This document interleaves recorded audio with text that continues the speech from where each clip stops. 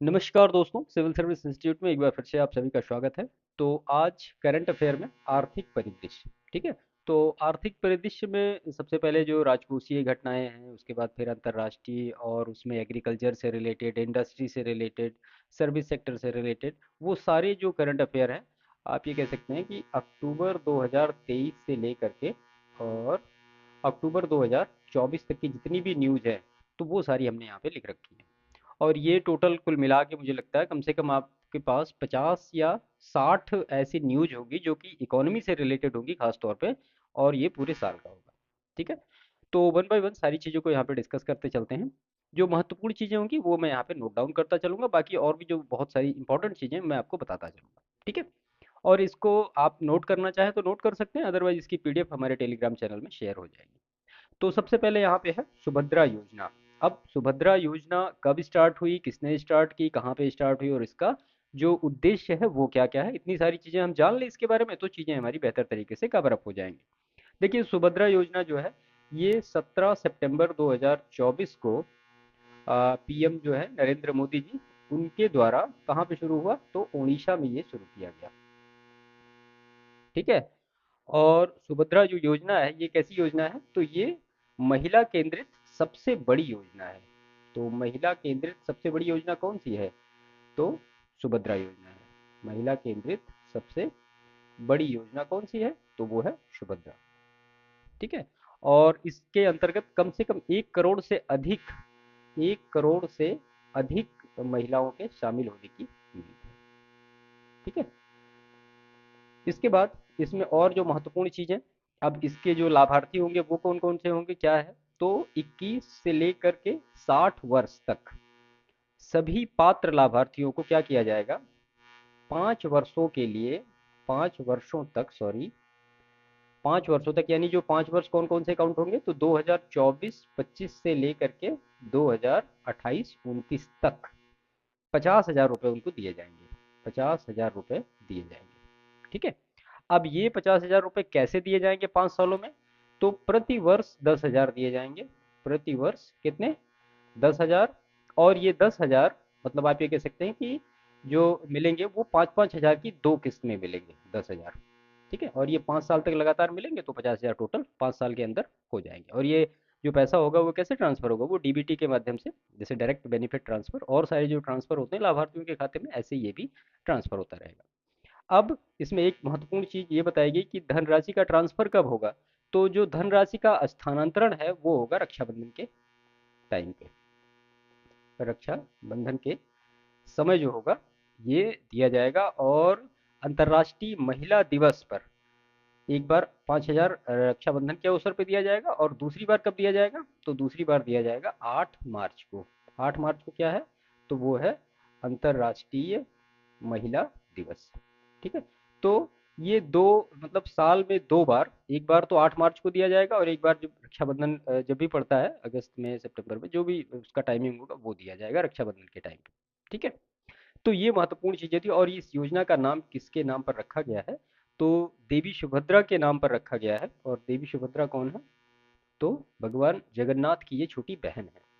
देवी सुभद्रा के नाम पर इस योजना का नाम रखा गया है, सुभद्रा योजना। और यहाँ पे आप ये भी नोट कर दीजिए कि भगवान जगन्नाथ की बहन है देवी सुभद्रा। ठीक है। तो इतनी सारी इंपॉर्टेंट चीजें सुभद्रा योजना के बारे में अगर कवर कर लेंगे तो प्रश्न छूटने की संभावना ना के बराबर होगी। क्लियर। चलिए, इसके बाद दूसरा जो न्यूज है वो है केंद्रीकृत पेंशन भुगतान प्रणाली।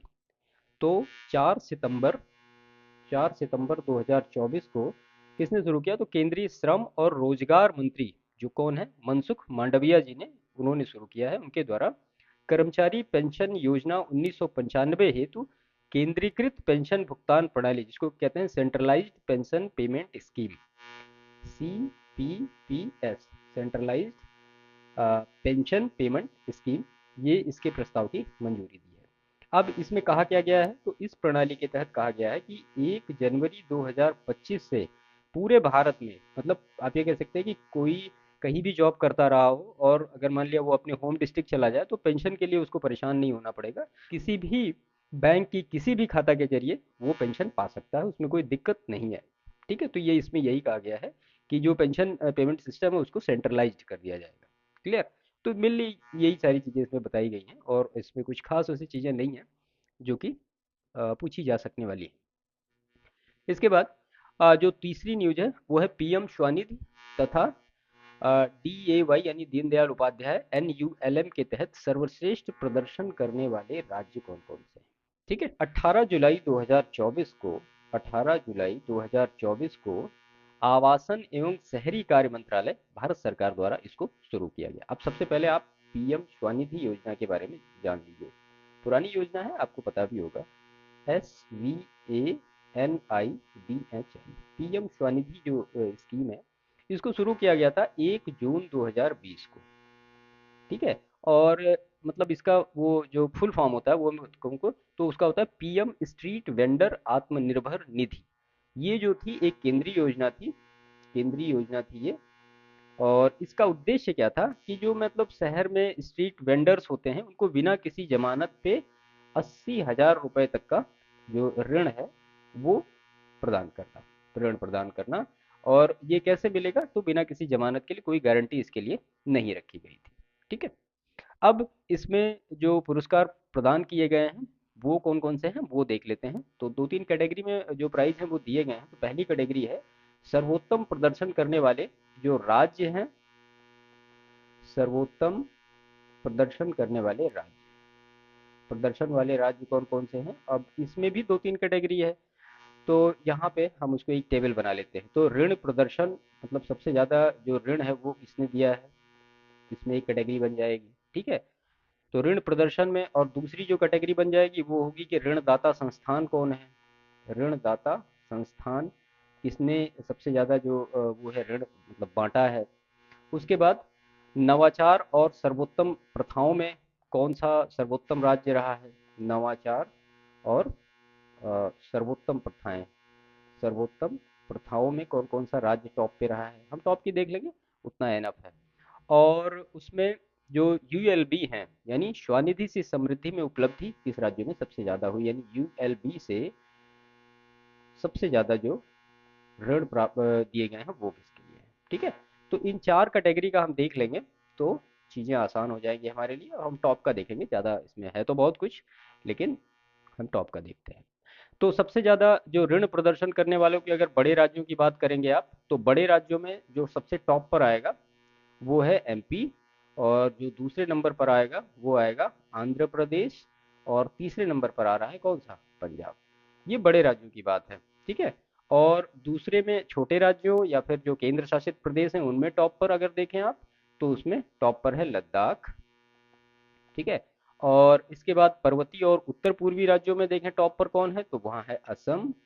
और उसके बाद उत्कृष्ट प्रदर्शन हेतु विशेष पुरस्कार किसको किसको दिया गया है, तो यहाँ पे पहले नंबर पे है महाराष्ट्र, और दूसरे नंबर पर है कौन सा, उत्तर प्रदेश।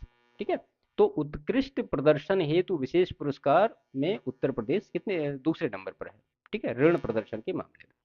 इसके बाद अगर आप ऋणदाता संस्थान देखें कि जिसने ऋण प्रदर्शन में बेहतर संस्थान किया है, तो उसमें अगर आप देखें कि जो सार्वजनिक क्षेत्र या निजी क्षेत्र के बैंक है उसमें टॉप पर कौन बैंक है, तो वो है कैनरा बैंक। ठीक है, और दूसरे नंबर पर फिर है एसबीआई। ठीक, और अगर ऋण देने वाली अन्य संस्थाओं में देखें आप कि अन्य संस्थाओं में कौन कौन है, ऊपर तो भाई ये सार्वजनिक या निजी क्षेत्र के बैंकिंग हो गई, तो यहाँ पे है आर्यावर्त बैंक, आर्यावर्त बैंक, और दूसरे नंबर पर है केरल ग्रामीण बैंक। ठीक है, केरल ग्रामीण बैंक। तो ये हो गया इसका। और नवाचार एवं सर्वोत्तम प्रथाओं में सबसे टॉप पर कौन है, जो सबसे बड़े राज्य में है, तो वहाँ पे है मध्य प्रदेश का पहला स्थान, और दूसरे नंबर पर है असम। ठीक है, और उसके बाद यूएलबी कौन कौन सी हैं, तो यूएलबी में दो तीन कैटेगरियां आ रही हैं। एक तो जो मेगा, मतलब आप ये कह सकते हैं जिनकी जनसंख्या 10 लाख से ज़्यादा है, उसमें सबसे टॉप पर आ रहा है क्या, वाराणसी नगर निगम उत्तर प्रदेश। ये महत्वपूर्ण है। देखिए उत्तर प्रदेश से रिलेटेड जो भी चीज़ें हैं वो बहुत महत्वपूर्ण है, वाराणसी नगर निगम उत्तर प्रदेश। ठीक है, उसके बाद अगर आप ये देखें कि जिनकी जनसंख्या 1 से लेके 10 लाख के बीच में है, उनमें टॉप पर कौन आ रहा है, तो उनमें आ रहा है झांसी नगर निगम। और उसके बाद दूसरे नंबर पर है आंध्र प्रदेश का, और फिर तीसरे नंबर पर है मध्य प्रदेश का। तो ये दोनों चीज़ें महत्वपूर्ण है, याद रखिएगा। 10 लाख से जनसंख्या ज़्यादा होगी तो फिर वाराणसी नगर निगम, और 1 से 10 लाख के बीच में तो फिर झांसी नगर निगम जो है उत्तर प्रदेश में, ये महत्वपूर्ण। ठीक है। तो ये कुछ महत्वपूर्ण डेटा था पीएम स्वनिधि एंड और उसके बाद दीनदयाल उपाध्याय NULM। इसके बाद हम अपनी दूसरी न्यूज पर आते हैं, आयुष पर सर्वेक्षण 2023।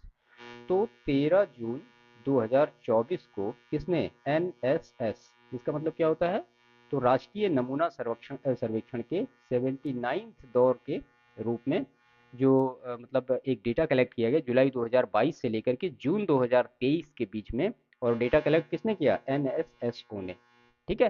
राष्ट्रीय प्रतिदर्श सर्वेक्षण कार्यालय द्वारा आयुष पर पहला विशेष अखिल भारतीय सर्वेक्षण जारी किया गया। ठीक है। अब इसमें कुछ महत्वपूर्ण चीज़ें हैं। तो उसमें उन्होंने बताया है कि आयुष चिकित्सा के बारे में जागरूक व्यक्ति जो हैं वो उनका परसेंटेज क्या क्या है। तो कुछ ग्रामीण क्षेत्र के लिए और फिर शहरी क्षेत्र के लिए कुछ डेटा प्रोवाइड कराया गया है। अब इसमें ग्रामीण क्षेत्र में ऐसे जिनको आयुष चिकित्सा प्रणाली के बारे में जागरूक हैं वो, तो ग्रामीण क्षेत्रों में 94.7% और शहरी क्षेत्रों में वो है 95.8%। अगर महिलाओं की आप बात करेंगे तो वो भी अबव 90% ही हैं। इससे रिलेटेड कुछ और महत्वपूर्ण चीजें, ग्रामीण भारत में अरुणाचल प्रदेश को छोड़कर सभी राज्य केंद्र शासित प्रदेशों में आयुष के बारे में जागरूकता का स्तर कितना है, 87 से लेकर 99% तक है। ठीक है। तो अरुणाचल प्रदेश में खाली जो जागरूकता है वो कम है, वो कितनी है, तो वो 77% है। बाकी सब जगह 87 से लेकर 99% के बीच में है। और सभी राज्यों में गुजरात में ग्रामीण क्षेत्रों में, गुजरात के ग्रामीण क्षेत्रों में औषधीय पौधे, घरेलू उपचार, इन सारी चीज़ों के बारे में जो जागरूकता है परिवार में, तो वो परिवारों का प्रतिशत सबसे ज़्यादा है। तो यहाँ पे आप इसको लिख दीजिए कि इनका प्रतिशत जो है सर्वाधिक है। ठीक है। यानी गुजरात की जो ग्रामीण जनसंख्या है उनकी। ऐसे ही अगर आप शहरी क्षेत्र में देखें तो आपको जाना पड़ेगा हिमाचल प्रदेश। हिमाचल प्रदेश में शहरी क्षेत्रों में, ठीक है, सबसे ज़्यादा जागरूकता है। क्लियर। और एक और डेटा महत्वपूर्ण है कि पिछले 365 दिनों के दौरान बीमारियों के इलाज हेतु आयुष का उपयोग करने वाले, मतलब सबसे ज़्यादा जो प्रतिशत है वो हिमाचल प्रदेश में सबसे ज़्यादा टॉप पर हैं। और अगर सबसे कम आप देखें तो वो गोवा है। गोवा में सबसे कम है इसके बारे में जागरूकता, और ये सबसे ज़्यादा हिमाचल प्रदेश में। कब, 365 दिन में का ये आंकड़ा है। ठीक है। तो ये आयुष पे सर्वेक्षण था, कुछ महत्वपूर्ण डेटा है, परीक्षा में पूछा जा सकता है, तो हमने सारी चीज़ें जो पूछी जाने वाली हैं आपको बता दी। इसके बाद राष्ट्रीय आय 2023-24 का अनंतिम जो अनुमान है वो पब्लिश हुआ है। तो वो कब पब्लिश हुआ है, तो वो हुआ है 31 मई 2024 को। किसने पब्लिश किया है, तो राष्ट्रीय सांख्यिकी कार्यालय ने, NSO के द्वारा ये पब्लिश हुआ है। अब इसमें ये बताया गया है कि 2022 सॉरी हाँ 2022-23 और 2023-24 में वास्तविक सकल घरेलू उत्पाद, उसके बाद वास्तविक सकल मूल्य संवर्धन और नॉमिनल जो जीडीपी है उसके बारे में कि 2022-23 में क्या था और 2023-24 में क्या था। तो हम यहाँ पे एक टेबल के माध्यम से इन सारी चीज़ों को समझ लेते हैं। इसमें बेसिकली वास्तविक सकल घरेलू उत्पाद, वास्तविक सकल मूल्य संवर्धन और नाम मात्र जो सकल घरेलू उत्पाद है जिसको कि हम नॉमिनल जीडीपी कहते हैं, इसको रियल जीडीपी कहते हैं, इसको जीवीए कहते हैं। तो 2022-23 और 2023-24 के बीच में जो वृद्धि है, जो अनुमान है, वो सारी चीजें हम यहाँ पे देख लेते हैं। तो देखिए सबसे पहला इसमें वास्तविक सकल घरेलू उत्पाद। अब वास्तविक सकल घरेलू उत्पाद ये 7% अनुमानित था, और इसमें 2023-24 में अगर आप देखेंगे तो 8.2% की वृद्धि दर का अनुमान है। क्लियर। ऐसे ही अगर आप वास्तविक सकल मूल्य संवर्धन की बात करेंगे तो 2022-23 में ये 6.7% थी, लेकिन 2023-24 में 7.2% की वृद्धि हुई है। नाम मात्र सकल घरेलू उत्पाद यानी जिसको कि नॉमिनल जीडीपी कहते हैं, तो उसमें 2022-23 में जो वृद्धि दर थी वो 14.2% दर्ज की गई थी, और 2023-24 में जो वृद्धि दर है वो 9.6% दर्ज की गई। क्लियर। अब इसमें और भी बहुत सारी चीज़ें दी गई हैं कि जो प्राइमरी सेक्टर है और जो सेकेंडरी सेक्टर है और उसके बाद जो सर्विस सेक्टर है उसमें क्या क्या कैसे कैसे चीज़ें चेंज हुई हैं।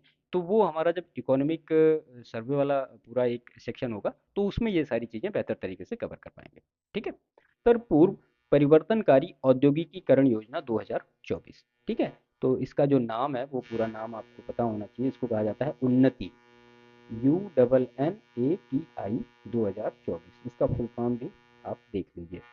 तो इसका जो पूरा फॉर्म है वो है उत्तर पूर्व transformative transformative industrialization industrialization scheme 2024। ठीक है, ये जो योजना है ये खास तौर पे जो उत्तर पूर्वी के राज्यों हैं वहाँ के लिए शुरू की गई है। और इस योजना का अगर आप उद्देश्य कहें, उद्देश्य इस योजना का क्या है, तो लाभकारी रोजगार उत्पन्न करना जिससे क्षेत्र का समग्र आर्थिक और सामाजिक विकास हो सके। ठीक है, तो लाभकारी रोजगार उत्पन्न करना इसका जो मेन लक्ष्य है। ठीक है, और ये जो योजना है ये 9 मार्च 2024 से लेकर 8 मार्च 2034 तक लागू रहेगी। यानी आप मेनली कह सकते हैं 2024 से लेकर के और 2034 तक ये लागू रहेगी। और इस अवधि में लगभग 83,000 प्रत्यक्ष रोजगार के अवसर उत्पन्न होंगे। कितने? 83,000 प्रत्यक्ष रोजगार के अवसर उत्पन्न होंगे। और इसके साथ साथ बहुत सारे जो अप्रत्यक्ष रोजगार के साधन होंगे वो भी उम्मीद होने की पूरी है। अब इसके नोडल एजेंसी देखें कि इसका नोडल एजेंसी कौन है। तो नोडल एजेंसी है इसकी north eastern development finance corporation limited, जिसको कि हिंदी में कहते हैं पूर्वोत्तर विकास वित्तीय निगम लिमिटेड। पूर्वोत्तर विकास वित्तीय निगम लिमिटेड। ठीक है, तो ये इसकी नोडल एजेंसी है। योजना क्या है, कब शुरू हुई और इसका उद्देश्य क्या है, वो सारी चीज़ें यहाँ पे हो चुकी हैं। इसके बाद फिर है डिजिटल अर्थव्यवस्था में महिला निर्यातक निधि। ठीक है, तो 25 फरवरी 2024 को WTO तथा ITC, WTO और ITC के द्वारा ये 50 मिलियन US डॉलर की डिजिटल अर्थव्यवस्था में महिला निर्यातक निधि को लॉन्च किया गया। ठीक है, तो WTO मतलब जो क्या कहते हैं उसको, विश्व व्यापार संगठन, और दूसरा जो है वो है अंतर्राष्ट्रीय व्यापार केंद्र, ITC। क्लियर? इस निधि की शुरुआत कहाँ से की गई, तो संयुक्त अरब अमीरात के अबू धाबी अबू धाबी में आयोजित 13वें मंत्री स्तरीय सम्मेलन के अवसर पर की गई। 13वें मंत्री स्तरीय सम्मेलन के अवसर पर ये योजना शुरू की गई। और खास तौर पे इसका जो उद्देश्य है वो ये है कि महिला उद्यमियों को क्या करना, अंतर्राष्ट्रीय व्यापार तथा डिजिटलीकरण के माध्यम से उनके व्यवसायों को बढ़ाने में मदद करना। तो जो अंतर्राष्ट्रीय व्यापार है, अंतर्राष्ट्रीय व्यापार में और डिजिटलीकरण, इन दोनों के माध्यम से व्यापार को बढ़ाना अंतर्राष्ट्रीय लेवल पे। क्लियर? और इसमें जो डोनेशन दिया सबसे पहले किसने दिया, तो वो UAE ने दिया। सबसे पहला दाता है ये जिसने 5 मिलियन US डॉलर का एक मतलब राशि आवंटित की है। तो ये पहला डोनर है, पहला डोनर है। ठीक है, और जो ये कोष है ये बनाया इसलिए गया है कि जो विकासशील अर्थव्यवस्था है या जो कम डेवलप देश हैं वहाँ पे उनकी महिलाओं के नेतृत्व वाले विकास तथा महिला उद्यमियों को डिजिटल प्रौद्योगिकी को अपनाने और जो उनके उद्यम होंगे उनको ऑनलाइन उपस्थिति, ये सारी चीज़ें करने के लिए इनको मेनली किया गया है। किसके किसके द्वारा किया गया है, तो वर्ल्ड ट्रेड ऑर्गेनाइजेशन और ICT के द्वारा किया गया है।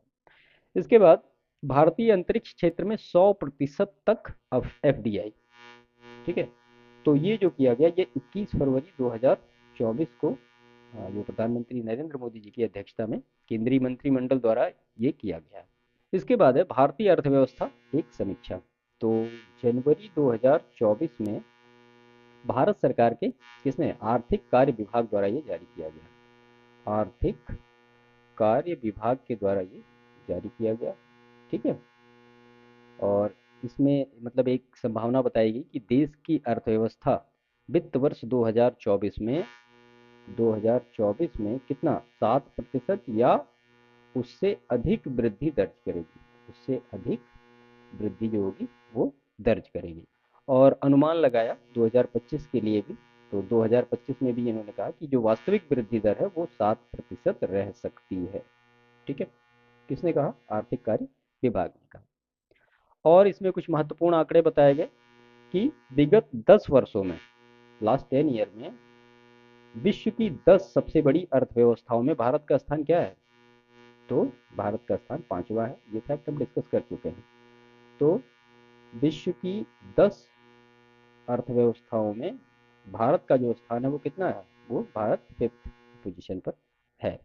और इसमें ये भी कंपेयर किया गया कि 2014 से लेके 2024 की अवधि में बहुत सारे जो स्ट्रक्चरल रिफॉर्म किए गए हैं, उसके कारण G20 में, G20 जो इकोनॉमिक्स है उसमें सबसे तेजी से बढ़ने वाला अर्थव्यवस्था के रूप में उभरा है भारत।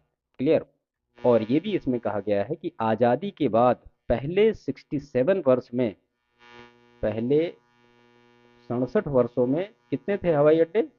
तो पहले हवाई अड्डे थे 74, और बाद में फिर ये जो 9 वर्षों में अभी तक का टाइम में ये हो गया दोगुनी। ये जो संख्या है वो दोगुनी हो गई है। अगर इसमें एजुकेशन की भी बात की गई है कि शिक्षा में, तो 2014 में जो उच्च शिक्षा में कुल नामांकन था वो था 3.4 करोड़ कुल नामांकन, जो कि 2023 में बढ़ के कितना हो गया? ये 14 है, 2023 में बढ़ के 4.1 करोड़ हो गया है नामांकन। ठीक है? और अगर इसमें एक चीज़ और बताएगी कि जो स्टार्टअप है, तो 2016 तक कितने स्टार्टअप थे? वो 452 स्टार्टअप थे।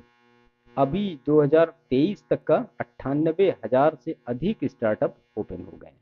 ठीक है?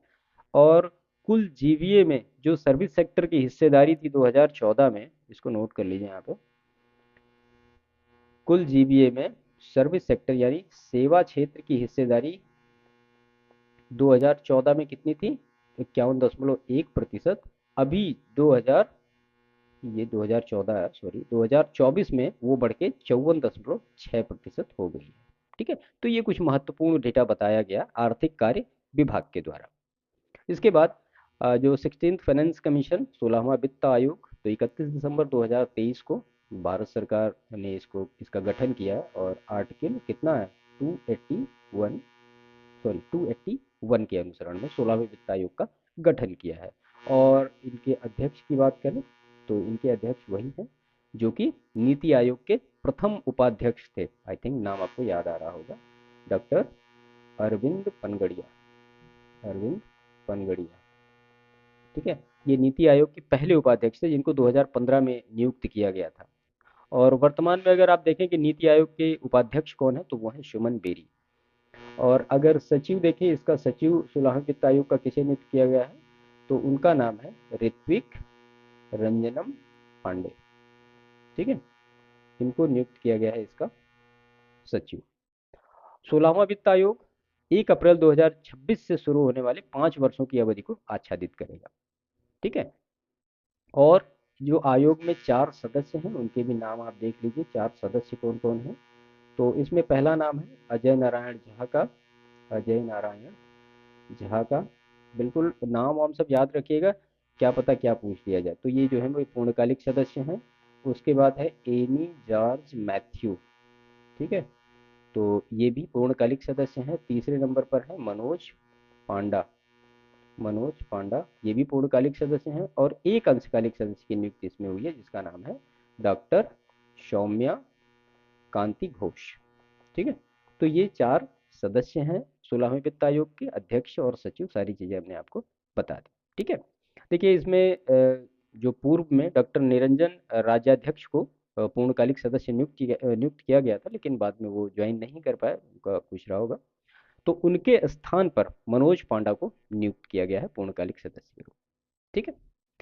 इसके बाद फिर आवधिक श्रम बल सर्वेक्षण वार्षिक रिपोर्ट, जो कि है जुलाई 2023 से लेके जून 2024 के बीच में। ठीक है?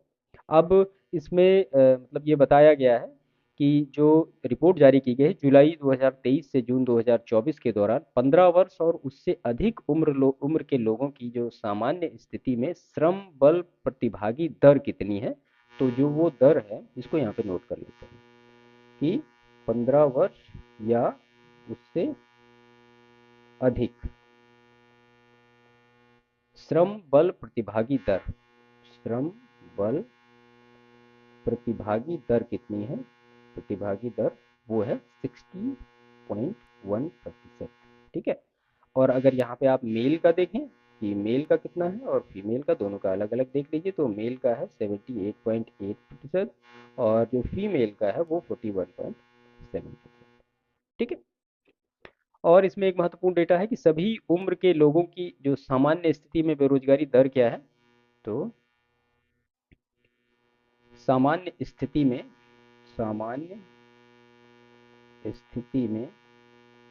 बेरोजगारी दर कितनी है 2023-24 इसका जो है वो आंकड़ा। तो इसमें मेल का है 3.2% और फीमेल का है 3.1%। ठीक है। तो ये है। और एक महत्वपूर्ण डेटा इसमें कि सर्वाधिक जो बेरोजगारी है वो 2023-24 के आंकड़े के हिसाब से मैं बता रहा हूँ, सर्वाधिक बेरोजगारी कहाँ पे है, तो वो है गोवा में, जो कि है 8.5%। और सबसे कम जो बेरोजगारी है वो कहाँ है, वो है मध्य प्रदेश में, जो कि है 0.9%। ठीक है। और अगर आप उत्तर प्रदेश का आंकड़ा भी यहाँ देख लें कि यूपी का क्या है और यूपी की क्या स्थिति है, तो वहाँ पे बेरोजगारी दर 3% दर्ज की गई है और बिहार में भी यही है।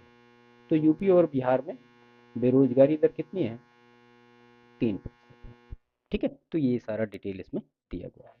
इसके बाद है NABFID, सार्वजनिक वित्तीय संस्थान के रूप में अधिसूचित किया गया। ठीक है। इसका फुल फॉर्म आप सुन लीजिए, national bank for financing infrastructure and development, NABFID। इसको क्या किया गया है, तो इसको एक पब्लिक फाइनेंशियल इंस्टीट्यूशन के रूप में अधिसूचित किया गया, यानी सार्वजनिक वित्तीय संस्थान के रूप में इसको अधिसूचित किया गया है। सार्वजनिक वित्तीय संस्थान के रूप में इसको अधिसूचित किया गया है। ठीक है।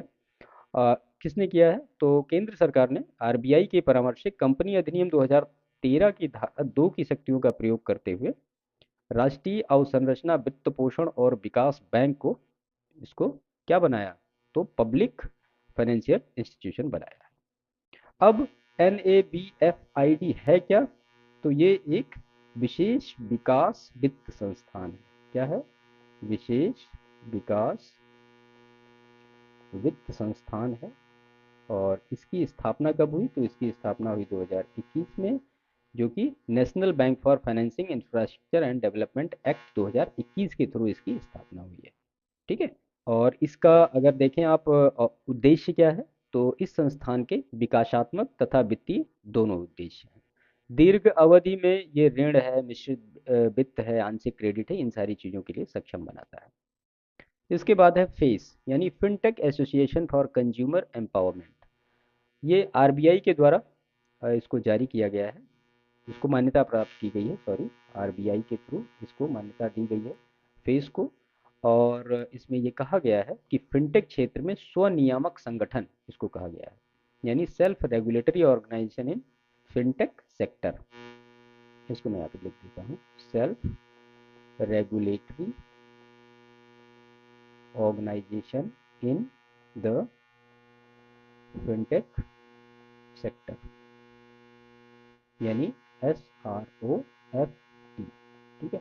अब SRO यानी जिसको कि हम कहते हैं सेल्फ रेगुलेटरी ऑर्गेनाइजेशन, क्या होते हैं, तो ये नियमित नीति संवादों के माध्यम से खुली बातचीत की सुविधा प्रदान करेंगे तथा फिनटेक को क्या करेंगे, नियामक अपेक्षाओं और प्राथमिकताओं के बारे में सूचित करने में सक्षम बनाएंगे। मई 2024 में RBI ने फिनटेक उद्योग के अंतर्गत SRO की स्थापना के लिए रूपरेखा को अंतिम रूप दिया था। इसके बाद है मौद्रिक नीति वक्तव्य 2024-25, जो कि मॉनेटरी पॉलिसी कमेटी का संकल्प इसमें दिया गया। अब इसमें वही सारी चीज़ें बताई गई कि जो बैंक रेट है और ये सारी चीज़ें हैं उनका जो एक्चुअल परसेंटेज है वो क्या है, वो कब तक चेंज नहीं होगा। हम वन बाय वन सारा यहाँ पे लिख लेते हैं। ठीक है।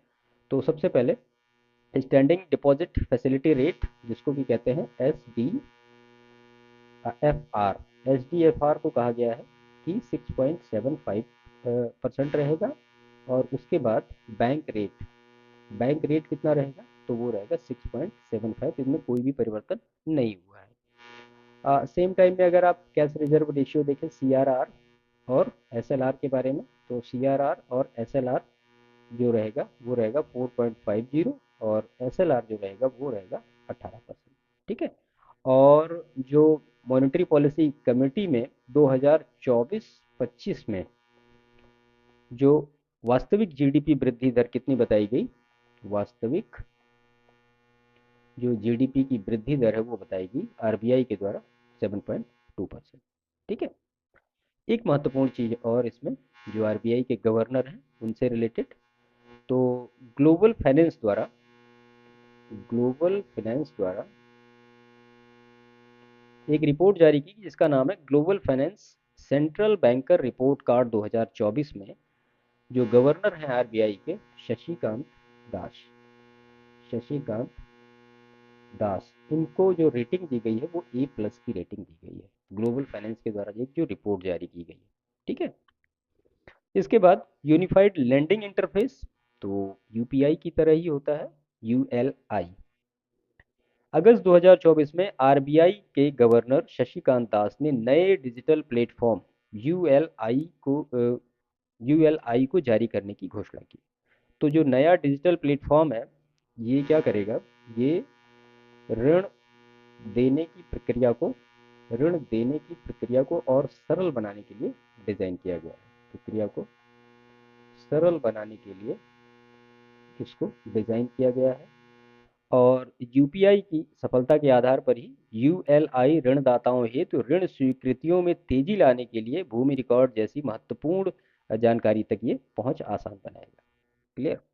इसके बाद भारत का विदेशी ऋण मार्च 2024 तक का क्या रहा है, तो आरबीआई ने ये भी बताया है, आरबीआई के द्वारा ही ये जारी किया गया कि जो एक्सटर्नल डेप्ट है वो कितना है।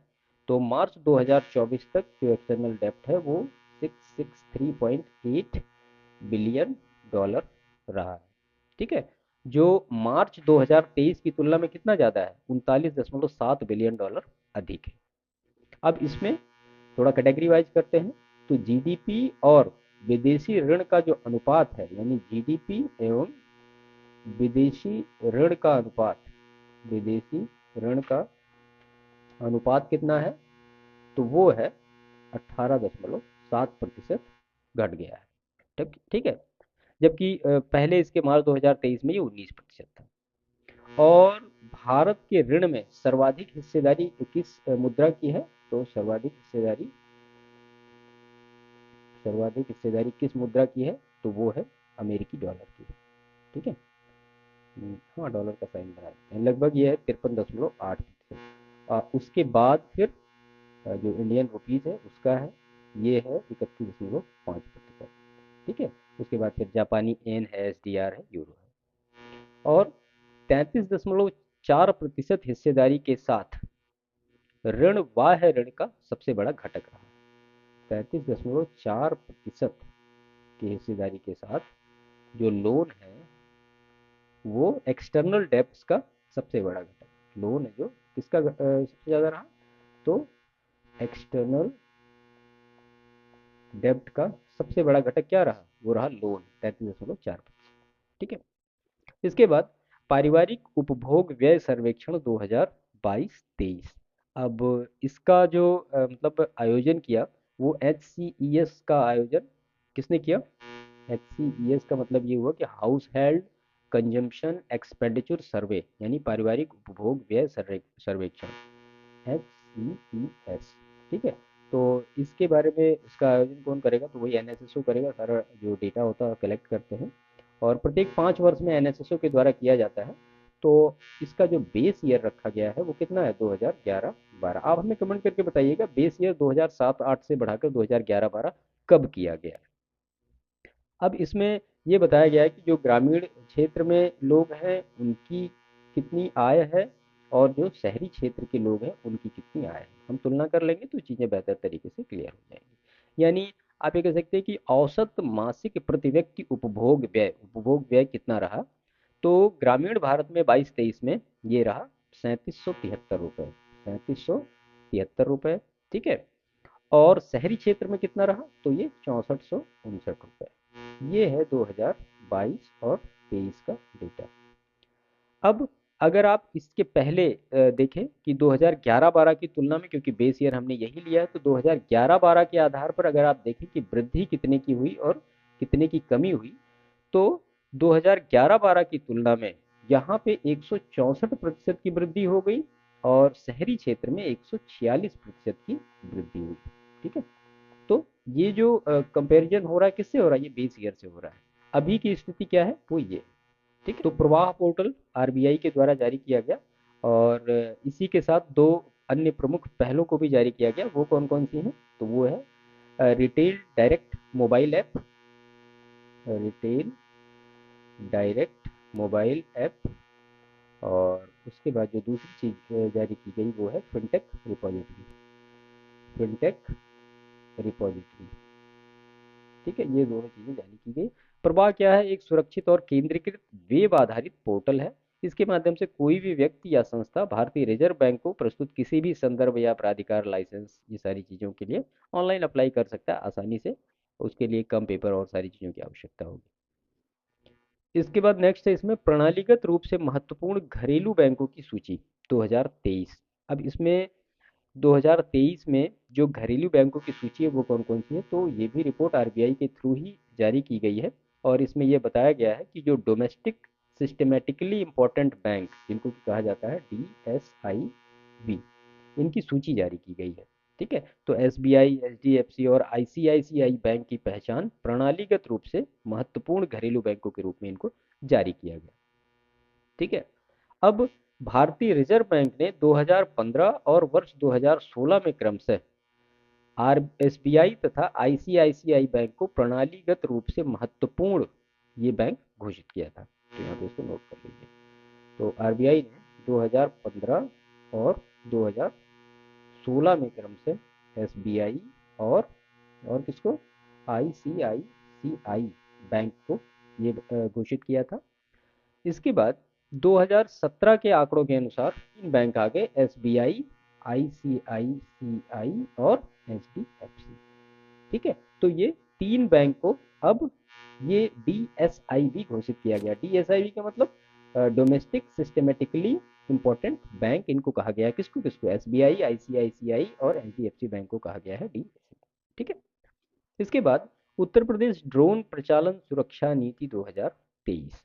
अब ये जो नीति है 2023, इसकी मंजूरी प्रदान की गई है और इसमें कुछ बहुत मतलब जो महत्वपूर्ण चीज़ें कही गई हैं कि वही सारी चीज़ें कि मतलब ड्रोन का पंजीकरण कराना होगा और सारी चीज़ों के बारे में डिटेल आपको देना होगा। जो ड्रोन नियम 2021 का है उसके नियम 24 के तहत अस्थायी रेड जोन घोषित करने संबंधी जो प्राधिकार है इसका अवधारण और सारी चीज़ें।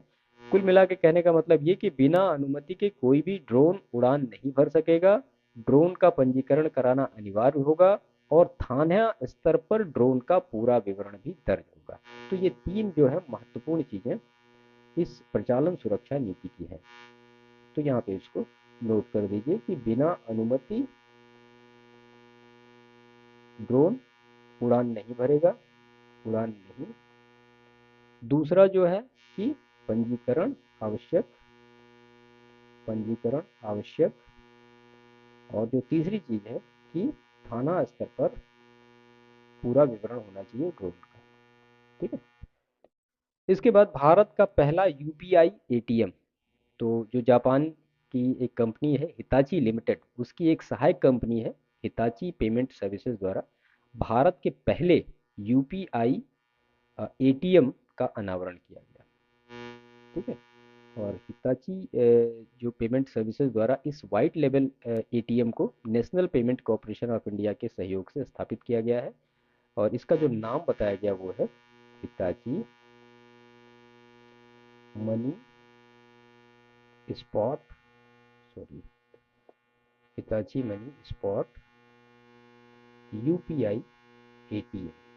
ठीक है, और ये हिताची कंपनी से रिलेटेड है और इसे जो कहा गया है वो व्हाइट लेबल एटीएम कहा गया है। तो व्हाइट लेबल एटीएम क्या होता है, तो उसका जो संचालन होता है वो गैर बैंकिंग एंटिटीज करती हैं, तो उन्हीं को हम व्हाइट लेबल एंटिटी कहते हैं, व्हाइट लेबल एटीएम।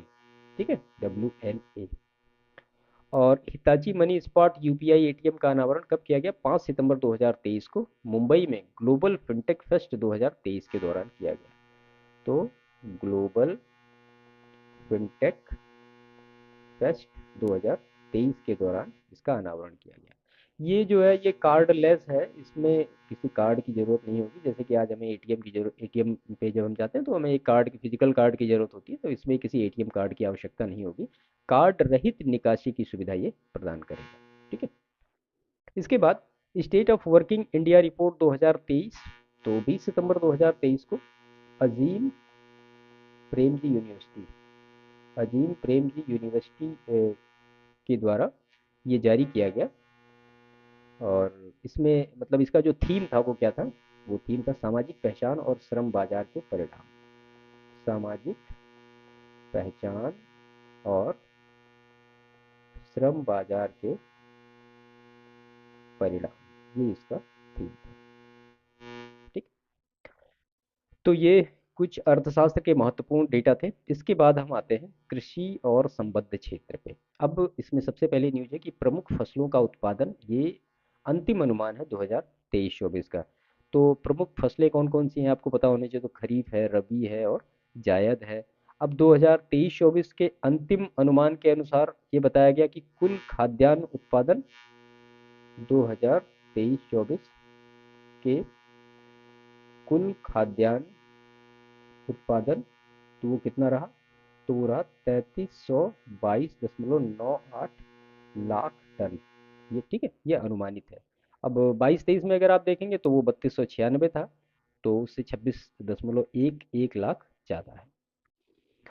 और इसमें अगर आप देखें कि कुल चावल उत्पादन, कुल चावल उत्पादन, तो वो 1378.25 लाख टन अनुमानित है। ठीक है। और गेहूं की ऐसे बात कर लें कि गेहूं उत्पादन कुल, तो वो 1132.92 लाख टन, जो कि 27.38 लाख टन पिछले वर्ष 2022-23 की अपेक्षा ज़्यादा है। ऐसे ही श्री अन्न के उत्पादन में, श्री अन्न के उत्पादन में जो कि है 173.21 लाख टन। ठीक है। पिछले वर्ष की तुलना में 2.51 लाख टन की वृद्धि दर्शाई गई। इसमें और भी कुछ डेटा दिया गया है कि सोयाबीन का उत्पादन में, जो कि इसका 130.62 लाख टन अनुमानित है। और रेपसीड और सरसों के उत्पादन में कितना अनुमान है, तो 132.59 लाख टन अनुमान है। ठीक है। और हाँ, कपास के लिए भी देख लीजिए, तो कपास के लिए 325.25 लाख, सॉरी लाख गांठें होंगी, ये लाख गांठें अनुमानित है। ठीक है। और एक गांठ जो होती है वो कितना होती है, 170 किलोग्राम के बराबर होती है। इसके बाद फिर बागवानी फसलों के क्षेत्र में उत्पादन क्या क्या रहा। तो कुल बागवानी क्षेत्रफल इसमें बताया गया कि कुल जो बागवानी क्षेत्रफल है वो कितना है। तो कुल बागवानी क्षेत्रफल है 28.98 मिलियन हेक्टेयर। ठीक है। ये 2023-24 का मैं डेटा आपको बता रहा हूँ। पिछले वर्ष की अपेक्षा 0.54 मिलियन हेक्टेयर, यानी 1.9% की अपेक्षा अधिक है ये इस बार का ये। ठीक है। दूसरा, अगर इसमें आप फैक्ट देखें कि देश में बागवानी उत्पादन कितना रहा, तो कुल बागवानी उत्पादन, यहाँ पे देख लेते हैं, कुल बागवानी उत्पादन कितना रहा, तो वो रहा 353.19 मिलियन टन रहा। ठीक है। पिछले वर्ष की अपेक्षा 0.65% कम रहा। यहाँ पे देख दीजिए 0.65% कम रहा पिछले वर्ष की अपेक्षा। ठीक है। इसके बाद सब्जियों के उत्पादन कितना अनुमानित है, तो सब्जियों का उत्पादन कितना अनुमानित है, तो ये है 205.80 मिलियन टन अनुमानित है। ऐसे ही आप प्याज को देखें तो प्याज का जो उत्पादन कितना अनुमानित है, तो वो है 24.24 मिलियन टन। आलू की बात करें तो आलू का जो अनुमान है 2023-24 के थर्ड में, तो वो है 57.05 मिलियन टन। ऐसे ही टमाटर, टमाटर के बारे में अगर आप देखें तो वो 21.32 मिलियन टन अनुमान। ये सारे अनुमान हैं 2023-24 के लिए। ठीक है। रिपोर्ट इसकी आएगी अगले साल। इसके बाद स्पाइस सेट, तो स्पाइस सेट क्या है, तो जो मसाला बोर्ड है, स्पाइस बोर्ड ऑफ इंडिया, उसके द्वारा ये एक योजना शुरू की गई है। मैं बता देता हूँ इसका नाम पूरा क्या है। तो इसका नाम है sustainability in spice sector through progressive innovative and collaborative intervention for export department. ये स्पाइस सेट का पूरा फुल फॉर्म है। इसका जो उद्देश्य है वो मसालों का मूल्यवर्धित मसाला उत्पाद निर्यात महत्वपूर्ण ये सारी चीज़ें, और खास तौर पे इलायची की उत्पादकता में सुधार लाना, इलायची की उत्पादकता में सुधार लाना। ठीक है, उत्पादकता में सुधार लाना है। ठीक है, और इसका फुल फॉर्म आप देख लीजिए, पता नहीं क्या पता पूछ ही लिया जाए, तो मैं यहाँ पे नोट डाउन कर देता हूँ। सस्टेनेबिलिटी, सस्टेनेबिलिटी इन spice sector through progressive, progressive उसके बाद फिर innovative, innovative and collaborative, collaborative intervention, interventions for export development. ठीक है, बाकी जो उद्देश्य था वो मैंने आपको बताया, मेन चीज़ इसमें कहा गया था इलायची के बारे में। ठीक है, और 15वें वित्त आयोग का जो चक्र है उसमें इसके बारे में कुछ राशि परिव्यय की गई है, वो है 422.30 करोड़ रुपए के आसपास। स्पाइस सेट क्या है, एक बहुआयामी योजना है। तो भारत के मसाला उद्योग को बढ़ावा देने के लिए और किसानों की आजीविका को सुदृढ़ करने के लिए तथा मसाला उत्पादन प्रसंस्करण निर्यात इन सारी चीज़ों पर फोकस करने के लिए स्पाइस सेट योजना को लॉन्च किया गया है। ठीक है, इसके बाद है एग्री श्योर फंड। तो कृषि स्टार्टअप्स इकोसिस्टम में ये अपनी तरह का पहला, आप कह सकते हैं, उत्पाद है। इसको नोट कर लीजिए, कृषि स्टार्टअप्स इकोसिस्टम। ठीक है, इकोसिस्टम में ये अपनी तरह का पहला उत्पाद है। ठीक है, इसको शुरू किया गया 3 सितंबर 2024 को, जो केंद्रीय कृषि एवं किसान कल्याण मंत्रालय तथा ग्रामीण विकास मंत्री कौन है, तो श्री शिवराज सिंह चौहान के द्वारा इसको शुरू किया गया। और एग्री श्योर का जो फुल फॉर्म होता है उसको यहाँ पर नोट कर लेते हैं। ये ऐसे लिखा जाएगा, एग्री और श्योर, ये कैपिटल लेटर में होगा, SURE। ठीक है, इसका फुल फॉर्म होता है agri fund for startups, agri fund for startup and rural enterprises, SES। ठीक है, तो इसमें मतलब ये सब कहा गया है कि जो नाबार्ड का जो योगदान होगा, नाबार्ड का जो योगदान होगा वो कितना होगा, वो होगा 250 करोड़ रुपए। ये बैंकों के माध्यम से जुटाया जाएगा, और उसके बाद जो जैसे कि बैंक हैं, बीमा कंपनियों और निजी निवेशकों के, जो निजी निवेशक हैं उनका जो होगा वो 250 करोड़ रुपए जुटाए जाएंगे। इस तरह से ये सब होगा। ठीक है, एक महत्वपूर्ण चीज इसमें देखिए, 2 सितंबर 2024 को प्रधानमंत्री नरेंद्र मोदी की अध्यक्षता में केंद्रीय मंत्रिमंडल द्वारा किसानों का जीवन स्तर बेहतर बनाने के लिए तथा उनकी आय को बढ़ाने के लिए, तो यहाँ पे नोट कर लिए, 5-6 योजनाएं उस समय लॉन्च हुई हैं। तो किसानों का जीवन स्तर बढ़ाने और आय को बढ़ाने के लिए, आय बढ़ाने के लिए 6 योजनाएं लॉन्च की गई हैं। कौन कौन सी योजनाएं हैं, तो सबसे पहले है डिजिटल कृषि योजना, डिजिटल कृषि मिशन। और उसके बाद जो दूसरा है वो है खाद्य और पोषण संबंधी सुरक्षा के लिए फसल विज्ञान, फसल विज्ञान के बारे में। और तीसरा जो है वो है कृषि शिक्षा प्रबंधन, सामाजिक जो विज्ञान है उसको मजबूत करना। इसके लिए अलग अलग फंड प्रोवाइड किए गए हैं। तो कृषि शिक्षा प्रबंधन में, ठीक है। और इसके बाद फिर इसमें जो चौथी योजना है वो पशुधन स्वास्थ्य, पशुधन स्वास्थ्य और उनका जो दूध का उत्पादन होता है इसको बनाए रखने के लिए भी पर्टिकुलर कुछ बजट पास किए गए हैं। और कृषि विज्ञान केंद्रों का सुदृढ़ीकरण, कृषि विज्ञान केंद्रों का केंद्रों का सुदृढ़ीकरण। ठीक है, आप हमें कमेंट करके बताइएगा कि कृषि विज्ञान केंद्रों की स्थापना कब की गई और क्यों की गई। ठीक है, इसके बाद जो प्राकृतिक संसाधन है उनका प्रबंधन कैसे किया जाए, तो प्राकृतिक संसाधन का प्रबंधन। ठीक है, तो ये सारी चीजें किसानों के जीवन स्तर और आय को बढ़ाने के लिए ये 6 योजनाएं लॉन्च की गई। इसमें पर्टिकुलर व्यय की बात की गई है, कितने कितने पैसे का व्यय होगा। इसके बाद है कृषि अवसंरचना कोष वित्त पोषण सुविधा का विस्तार। ठीक है। तो 28 अगस्त 2024 को प्रधानमंत्री नरेंद्र मोदी की अध्यक्षता में केंद्रीय मंत्रिमंडल के द्वारा एग्रीकल्चर इंफ्रास्ट्रक्चर फंड के अंतर्गत केंद्रीय योजना के क्रमिक विस्तार हेतु वित्त पोषण सुविधा की मंजूरी प्रदान की गई। तो इसको कहते हैं एग्रीकल्चर इंफ्रास्ट्रक्चर फंड, या आप शॉर्ट फॉर्म में लिख सकते हैं AIF। ठीक है। इसमें ये कहा गया कि 1 लाख करोड़ रुपए के इस इसका जो निवेश है, 1 लाख करोड़ रुपए का, 1 लाख करोड़ रुपए के जो AIF यानी एग्रीकल्चर इंफ्रास्ट्रक्चर फंड की घोषणा की गई है। और इसकी शुरुआत प्रधानमंत्री नरेंद्र मोदी जी के द्वारा 8 जुलाई को की गई थी। ठीक, 8 जुलाई 2020 को इसकी घोषणा की गई थी, और बाद में इसका गठन कब हुआ, तो 15 मई 2020 को। ठीक है। इसके बाद खरीफ फसलों के लिए MSP 2024-25। अब इसमें जो MSP है यानी मिनिमम सपोर्ट प्राइस है, उसके बारे में बताया गया कि जो खरीफ की फसल है, अब आपको दो तीन चीज़ें क्लियर होनी चाहिए यहाँ पे कि खरीफ की फसल कौन कौन सी होती है, उनके लिए सिर्फ MSP दिया गया। वो कब बोई जाती हैं, तो ये एग्रीकल्चर का एक पार्ट हो जाएगा।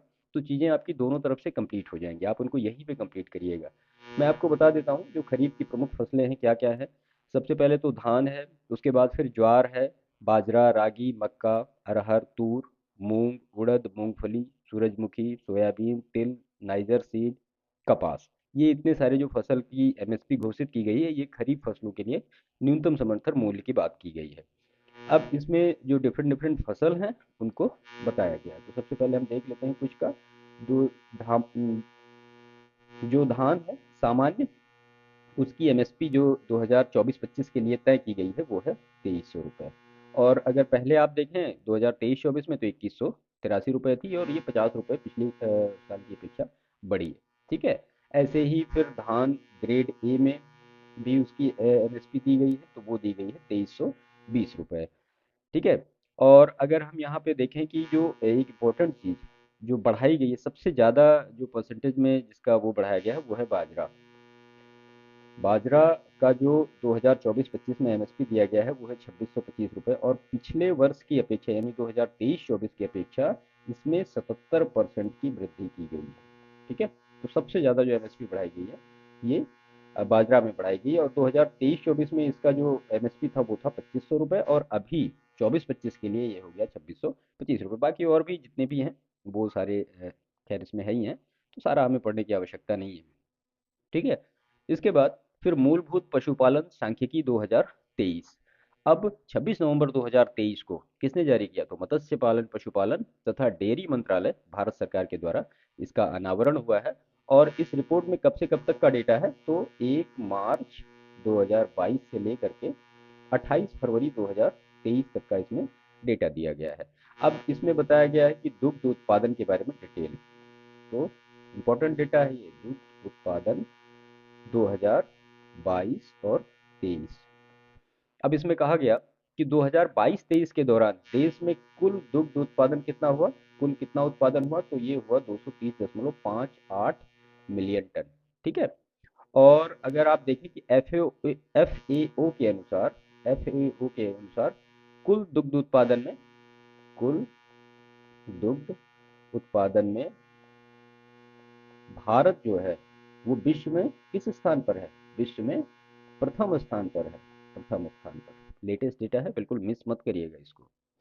और विगत वर्ष 2021-22 की तुलना में कितने परसेंट की वृद्धि हुई है, तो वो हुई है 3.83% की वृद्धि हुई है विगत वर्ष की तुलना में।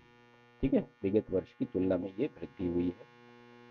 और और महत्वपूर्ण चीज है कि देश में दुग्ध की प्रति व्यक्ति उपलब्धता कितनी है, देश में दुग्ध की प्रति व्यक्ति उपलब्धता कितनी है, तो जो प्रति व्यक्ति उपलब्धता है वो है 459 ग्राम प्रतिदिन। ठीक है। और अगर आप ये देखें कि दुग्ध उत्पादक जो शीर्ष 5 राज्य कौन कौन से हैं, तो उनको हम यहाँ पे देख लेते हैं, जो 5 राज्य कौन कौन से हैं। तो इसमें से पहला जो राज्य है वो है उत्तर प्रदेश। परसेंटेज देखें तो 15.72%। दूसरे नंबर पर है राजस्थान, इसका जो परसेंटेज अगर आप देखें तो 14.44%। तीसरे नंबर पर है एमपी, और चौथे नंबर पर गुजरात है, और पांचवें नंबर पर आंध्र प्रदेश। ठीक है। अगर आप ये देखें कि बिहार का योगदान कितना है, तो बिहार का यहाँ भी नोट कर लीजिए बिहार को।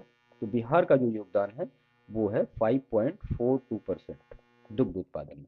ठीक है। इसके बाद इसमें और महत्वपूर्ण चीजें, इसको हम यहाँ पे नोट कर लेते हैं, जगह है। ठीक है। तो यहाँ पे हम सबसे ये देखेंगे कि राज्य, एक टेबल बना लेंगे, राज्य और प्रति व्यक्ति उपलब्धता सबसे ज्यादा कहाँ पे है, प्रति व्यक्ति उपलब्धता। ठीक है।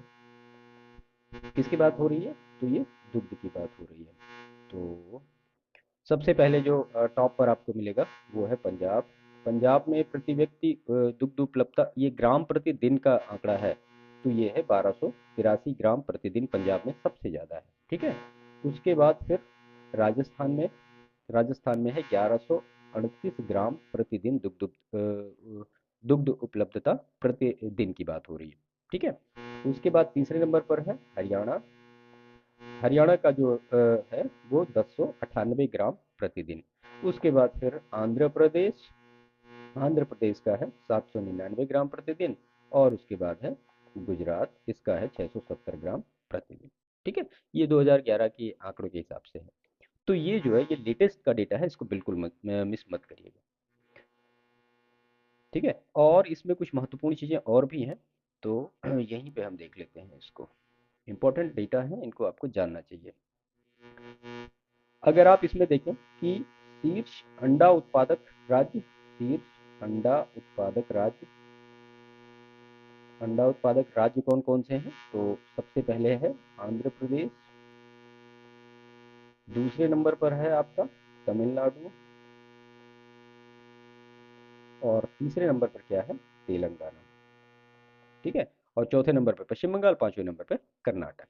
उसके बाद उत्तर प्रदेश की अगर बात करें कि अंडा उत्पादन में उत्तर प्रदेश और बिहार का क्या योगदान है, तो यूपी का जो योगदान है वो है 3.29% ऑल ओवर वर्ल्ड में। ऐसे ही अगर बिहार को आप देखें तो है 2.37%। अंडा उत्पादन की बात हो रही है। ठीक है। इसके बाद जो नेक्स्ट चीजें हैं इसमें कि कुल मांस उत्पादन के संबंध में भारत जो है वो 8वें स्थान पर है।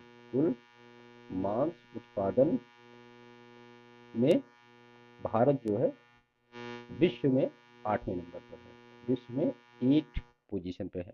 ठीक है। इसके बाद अगर देखें आपकी शीर्ष मांस उत्पादक 5 जो राज्य कौन है, तो सबसे पहले यूपी है, दूसरे नंबर पे आपको मिलेगा वेस्ट बंगाल, और तीसरे नंबर पे क्या है, महाराष्ट्र। ठीक है। इसके बाद कुछ और महत्वपूर्ण डेटा इससे रिलेटेड, ऊन उत्पादक शीर्ष 5 राज्य, ऊन उत्पादक शीर्ष 5 राज्य, हम टॉप 3 देख लेते हैं पहले। तो सबसे पहले है राजस्थान, में सबसे ज़्यादा ऊन उत्पादन होता है, दूसरे नंबर पर है जम्मू एंड कश्मीर, और तीसरे नंबर पर क्या है, गुजरात। ठीक है। और चौथे नंबर पर है महाराष्ट्र, और पांचवें नंबर पर हिमाचल प्रदेश। अगर ऊन उत्पादन में, इसको सही से लिख देते हैं, अगर आप ऊन उत्पादन में यूपी और बिहार का रेशियो देखें तो यूपी में 2.44% का उत्पादन, और इसी के करस्पॉन्डिंग बिहार में 0.52% का उत्पादन होता है। ठीक है। तो ये कुछ महत्वपूर्ण डेटा था जो कि मूलभूत पशुपालन सांख्यिकी से रिलेटेड इंपॉर्टेंट डेटा है। अक्सर प्रश्न इस तरह से छोटे छोटे आ जाते हैं। ठीक है। तो इनको बिल्कुल स्किप मत करिएगा, इनको अच्छी तरीके से याद रखिएगा। इसके बाद जो नेक्स्ट है कि रबी फसलों के लिए एमएसपी 2024-25 में क्या दिया गया है, तो इसमें भी जो रबी की फसलें जैसे कि गेहूं है, जौ है, चना है, मसूर है, सरसों है, और सनफ्लावर है, तो इन सारे का जो एमएसपी 2024-25 में क्या होगा, किस लेवल पे उसको खरीदा जाएगा सरकार के द्वारा, तो वो सारी चीज़ें बताई गई हैं। यहाँ पे एक महत्वपूर्ण फैक्ट मैं आपको बताता हूँ कि मसूर के लिए जो बढ़ाया गया ज़्यादा, मसूर के लिए 425 रुपए प्रति क्विंटल, और इसके बाद रैपसीड और सरसों के लिए 200 रुपए प्रति क्विंटल एमएसपी हेतु उच्चतम वृद्धि की गई है। 425 रुपए मसूर के लिए, और दूसरा जो है वो सरसों और रैपसीड में कितना, 200 रुपए प्रति क्विंटल, रुपए प्रति क्विंटल, और ये रुपए प्रति क्विंटल। तो इन दो फसलों में सबसे ज्यादा जो एमएसपी बढ़ाई गई, यानी एब्सोल्यूट हाईएस्ट इंक्रीज मसूर में और सरसों में किया गया। कितना कितना किया गया, ये किया गया। अब गेहूं का देखें आप तो 2125 रुपये है, 23-24 में था सॉरी, और 24-25 के लिए फिर वो 2275 हो गया, जौ में 1850 हो गया, चना में 5440 रुपये प्रति क्विंटल एमएसपी बताई गई है इस बार की। ठीक है, और सनफ्लावर के लिए 5800 रुपये प्रति क्विंटल 2024-25 में एमएसपी बताई गई है। तो ये कुछ रबी फसलों के लिए और सारी चीज़ों के लिए महत्वपूर्ण डेटा था। तो ये बहुत महत्वपूर्ण डेटा है, इसको बिल्कुल मिस मत करिएगा। इसके बाद फिर नेक्स्ट सेक्शन में हम पहुंचते हैं, जो कि है फोर्थ ग्लोबल री इन्वेस्ट। अब ये इंडस्ट्री सेक्टर शुरू होता है, इंडस्ट्री सेक्टर में जो इकोनॉमिक्स का डेटा है उन सब सारी चीज़ों के बारे में। तो यहाँ पे भी हम इसको वन बाय वन डिस्कस कर लेते हैं। देखिए 16 से लेकर के 18 सितंबर 2024 के मध्य नवीन और नवीकरणीय ऊर्जा मंत्रालय के द्वारा इसको शुरू किया गया। कहाँ पे? तो महात्मा गांधी मंदिर, सॉरी महात्मा मंदिर। अब महात्मा मंदिर कहाँ पे है? आपको पता होना कि यह है गांधीनगर में, गांधीनगर गुजरात में फोर्थ ग्लोबल री इन्वेस्ट का आयोजन किया गया। ठीक है, तो ऐसे भी प्रश्न आ सकते हैं कि फोर्थ ग्लोबल री इन्वेस्ट का आयोजन कहाँ किया गया, तो वो महात्मा मंदिर गांधीनगर गुजरात में किया गया। अगर इसकी थीम आप देखें तो इसका थीम है इन्वेस्ट, इनोवेट एंड इंस्पायर, यानी निवेश, नवाचार और एवं प्रेरणा। ठीक है, इसमें इसका जो प्रथम ग्लोबल री इन्वेस्ट था, प्रथम यहाँ पे इसको भी नोट कर लीजिए, तो फर्स्ट ग्लोबल री इन्वेस्ट, जो री इन्वेस्ट है इसका आयोजन किया गया था 2015 में।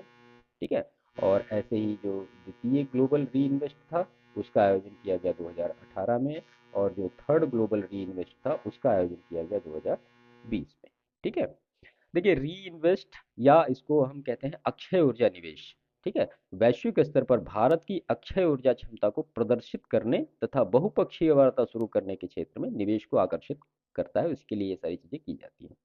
अब इससे रिलेटेड कुछ महत्वपूर्ण डेटा यहाँ भी देख लीजिए कि पवन ऊर्जा, सौर ऊर्जा में कौन से जो स्टेट है वो टॉप पर है। ठीक है, तो यहाँ पे 200 गीगावाट गैर जीवाश्म ऊर्जा क्षमता हेतु सर्वोच्च सर्वोच्च उपलब्धि हासिल करने वाले जो राज्य हैं उनकी सूची क्या क्या है।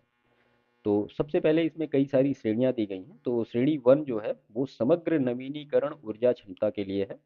तो यहाँ पे हम इसमें समग्र नवीनीकरण ऊर्जा की बात हो रही है, इसमें कौन से स्टेट टॉप पर हैं?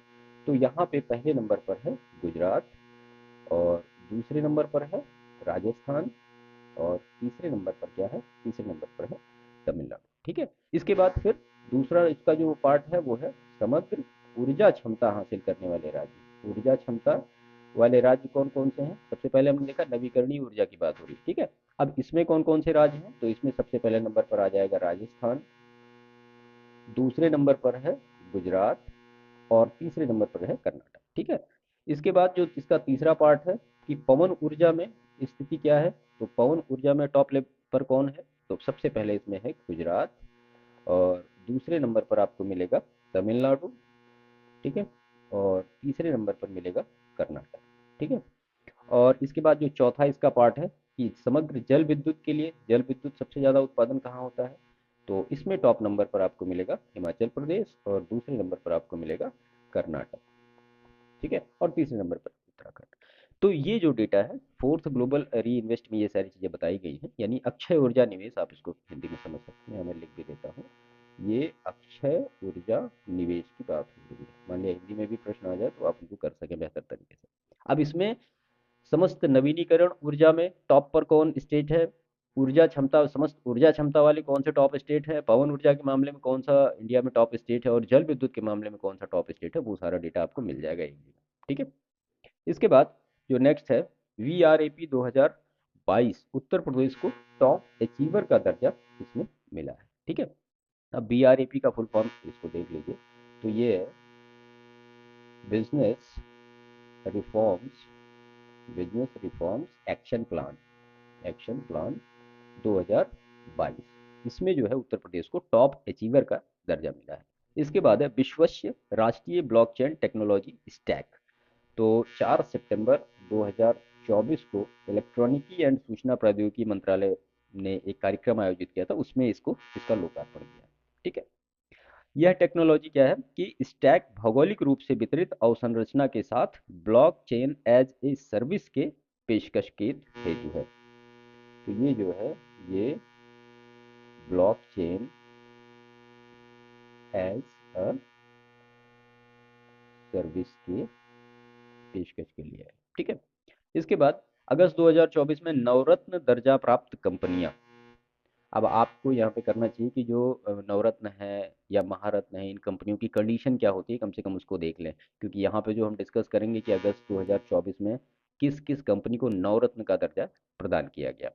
लेकिन आप उसके लिए आप नवरत्न है, महारत्न है और सारी जो भी इसमें कैटेगरीज आ रही हैं, कब बनाएगी, पूरा इतिहास इसका आप यहीं पे इसको कवर कर लीजिएगा। फिर इसको मतलब सेशन को आगे बढ़ाइएगा, चीज़ें आपको बेहतर तरीके से कवर अप होती रहेंगी।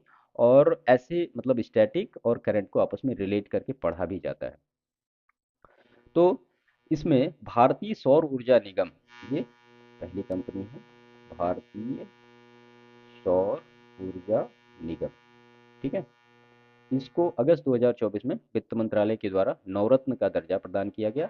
और जो भारतीय सौर ऊर्जा निगम लिमिटेड है, जिसको 2011 में एक गैर लाभकारी कंपनी बनाया गया, कंपनी अधिनियम 1956 की धारा 25 के रूप। ठीक है।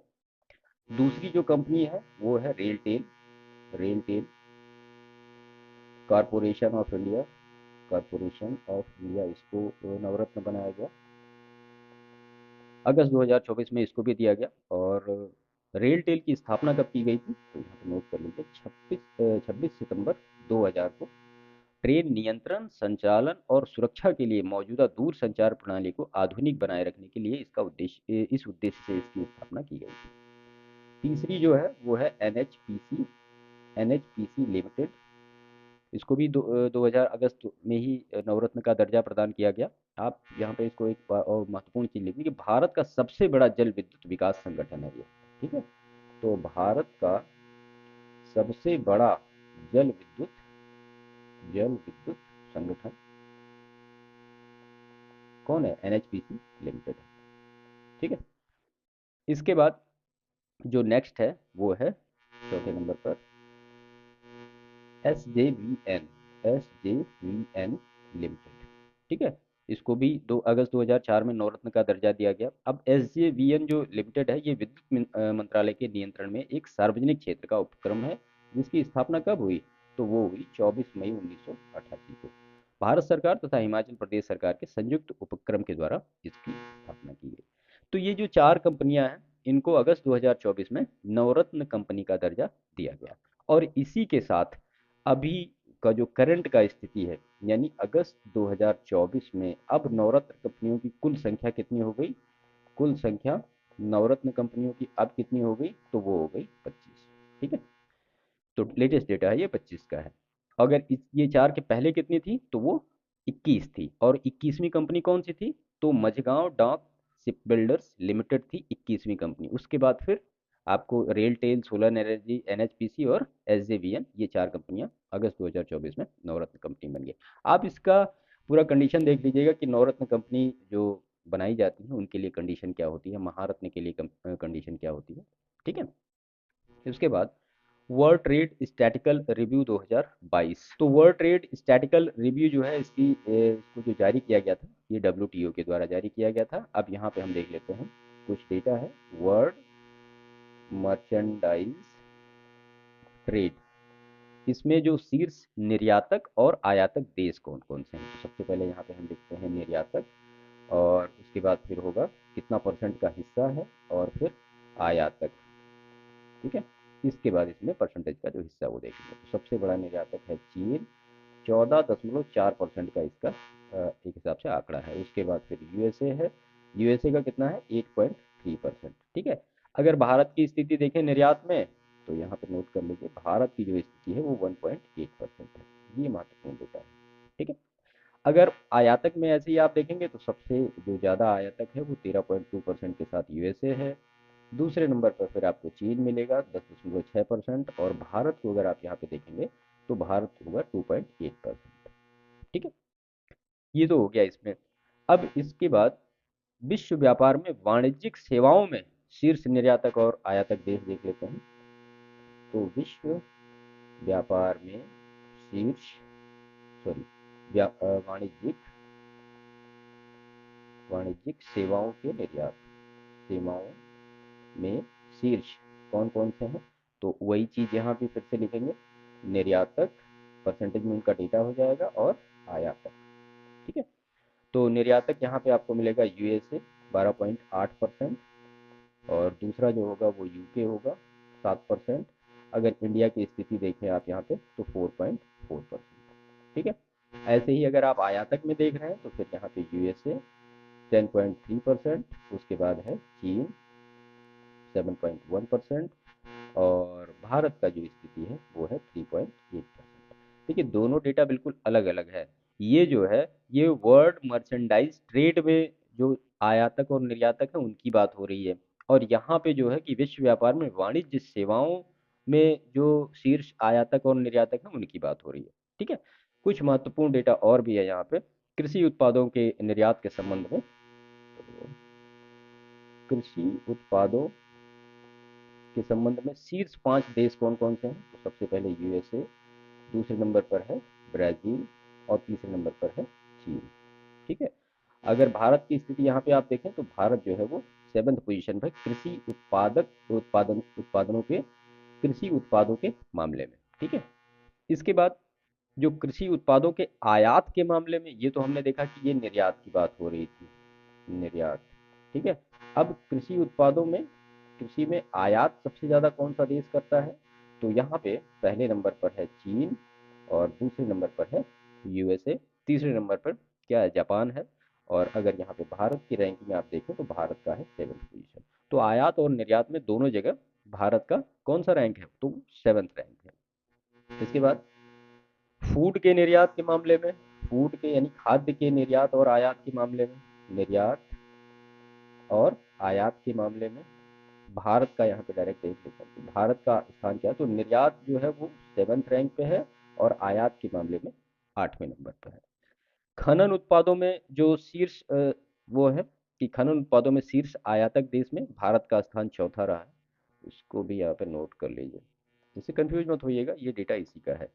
ठीक है, महत्वपूर्ण डेटा है इसलिए यहाँ पे इसको नोट करना जरूरी है। खनन उत्पादों के मामले में भारत का जो रैंक है वो कितना है, वो 4th है, सॉरी 7वां नहीं है, 4th। ठीक है, और यहाँ पे टॉप पर कौन है, तो टॉप पर चीन है।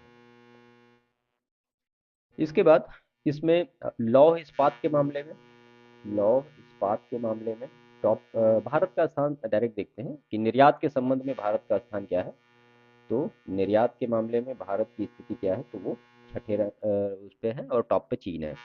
इसके बाद रसायनों के रसायनों के मामले में शीर्ष पर कौन है, तो निर्यातक और आयातक दोनों देख लेते हैं। भारत का हम देख रहे हैं, निर्यात में जो भारत का स्थान है वो 7वां है, और आयात में जो भारत का स्थान है वो 4th है। ठीक है, शीर्ष पे यहाँ पे चीन यूएसए है, यूएसए टॉप पर यहाँ पे लिख देता हूँ, और ये भी सेम है इसके। ठीक है, इसके बाद टेक्सटाइल इंडस्ट्री में, कपड़ा निर्यात में, कपड़ा निर्यात में जो भारत का रैंक है वो शीर्ष निर्यातक है, भारत जो है वो शीर्ष निर्यातक देशों में है, भारत शीर्ष निर्यातक देशों में है। ठीक है, तो ये कुछ महत्वपूर्ण डेटा था। और एक महत्वपूर्ण चीज है कि अगस्त 2024 में भारत सरकार द्वारा जारी आंकड़ों के अनुसार भारत विश्व का दूसरा सबसे बड़ा एल्यूमिनियम उत्पादक है। इसको भी नोट कर लीजिए, इंपॉर्टेंट डेटा है, तो यहाँ पे इसको कर लेते हैं। ठीक है, ठीक, तो भारत जो है एल्यूमिनियम उत्पादक कौन सा है, एल्यूमिनियम उत्पादक, एल्यूमिनियम उत्पादन में दूसरा स्थान, सेकंड है। ठीक है, और चूना उत्पादन में जो है वो तीसरा है, यानी तीसरा सबसे बड़ा उत्पादक है। और लौह अयस्क के मामले में, अभी आपने ऊपर देखा है, लौह अयस्क के मामले में ये 4th। ठीक है, तो एल्युमिनियम उत्पादन में दूसरे नंबर पर, चूना उत्पादन में तीसरे नंबर पर, और लौह अयस्क के उत्पादन में चौथे नंबर पर। ये हो गया अगस्त 2024 का लेटेस्ट डेटा है, बिल्कुल स्किप मत करिएगा। इसके बाद फिर भारतीय आपूर्ति श्रृंखला परिषद का अध्यक्ष, तो भारत को बनाया गया है भारतीय सॉरी सप्लाई चेन जो काउंसिल है उसका वाइस चेयरमैन भारत को बनाया गया। ठीक है, तो ये महत्वपूर्ण डेटा है, इसको ऐसे ही याद रखिएगा। मैं यहाँ पे लिख देता हूँ, सप्लाई चेन काउंसिल का वाइस चेयरमैन, वाइस चेयरमैन किसको बनाया गया है? तो वो भारत को बनाया गया। इसके बाद है ग्लोबल स्टार्टअप इकोसिस्टम इंडेक्स 2024, किसके द्वारा जारी हुआ? तो स्टार्टअप ब्लिंक के द्वारा इसको जारी किया गया है। स्टार्टअप ब्लिंक के द्वारा इसको जारी किया गया है, ठीक है। और अगर आप इसमें भारत की रैंकिंग देखें क्या है, तो भारत की जो 2023 की रैंकिंग है, 2023 की रैंकिंग थी 21, और भारत की जो 2024 की रैंकिंग है वो कितनी हो गई है? वो 19 हो गई है, यानी 2 पायदान पे सुधार हुआ है। अब इसमें शीर्ष देश देख लेते हैं, उनकी वैश्विक जो रैंकिंग क्या है वो देख लेते हैं। तो टॉप पर है यूएसए, और दूसरे नंबर पर है यूके, तीसरे नंबर पर है इजराइल, ठीक है। और अगर आप शीर्ष 5 शहर देखें, ये तो देश हो गए, शीर्ष 5 शहर, शीर्ष शहर कौन कौन से हैं? तो सबसे पहले नंबर पर है सैन फ्रांसिस्को, सैन फ्रांसिस्को, और दूसरे नंबर पर है न्यूयॉर्क, ठीक है। तीसरे नंबर पर लंदन है। अगर भारत के शहर को देखें कि भारत में कौन कौन से शहर हैं, तो बेंगलुरु, बेंगलुरु का 8वां स्थान है, और उसके बाद नई दिल्ली का कितना स्थान है? वो है 11वां पोजीशन है, ठीक है। मुंबई को 20वां स्थान मिला है। ये 3 जो है वो शीर्ष 20 में शामिल है। इसके बाद यूके जो है भारत का सबसे बड़ा चौथा निर्यात गंतव्य बन गया है। तो ये कब बना? मई 2024 में, मई 2024 में ये हो गया है। अब यहाँ मई 2024 में भारत के शीर्ष निर्यात गंतव्य देख लेते हैं कौन कौन से हैं। तो भारत के शीर्ष निर्यात गंतव्य कौन कौन से हैं? तो सबसे पहले नंबर पर तो है यूएसए। निर्यात मूल्य अगर देखें तो लगभग 7.43 बिलियन डॉलर के आसपास है। दूसरे नंबर पर है यूएई, तीसरे नंबर पर है नीदरलैंड, ठीक है। और चौथे नंबर पर क्या है? तो अब हो गया है यूके, और 5वें नंबर पर है चाइना। पहले चौथे नंबर पर चीन था, लेकिन अब ये हो गया। सर्वाधिक जीआई टैग के साथ उत्तर प्रदेश जो है वो शीर्ष स्थान पर है। तो सबसे ज़्यादा जो जीआई टैग है वो यूपी के पास है, वो है 75, ठीक है। तो ये एकल है। अगर इन सबको मिला जो जैसे संयुक्त राज्य को मिला के भी 2 दिए जाते हैं इस तरह से ना, तो अगर उनको मिला दिया जाएगा तो 78 भौगोलिक उत्पाद जो होंगे वो उत्तर प्रदेश के हो जाएंगे, लेकिन 75 तो ये सेम है। अब इसमें कौन कौन से हैं वो हम देख लेते हैं। और यूपी टॉप पर है, सेकंड नंबर पर आप देख लीजिए तमिलनाडु है, तमिलनाडु है।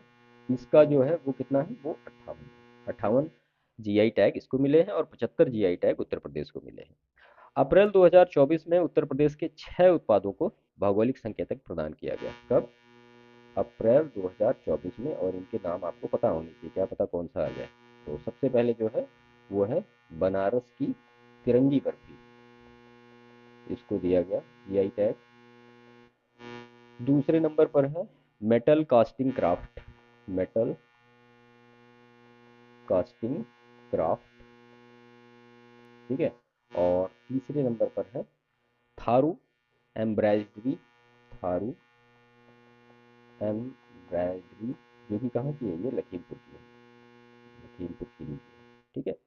इसके बाद फिर केन और बैम्बू क्राफ्ट, केन और बैम्बू क्राफ्ट ये कहाँ का है? बैम्बू क्राफ्ट ये है बरेली का।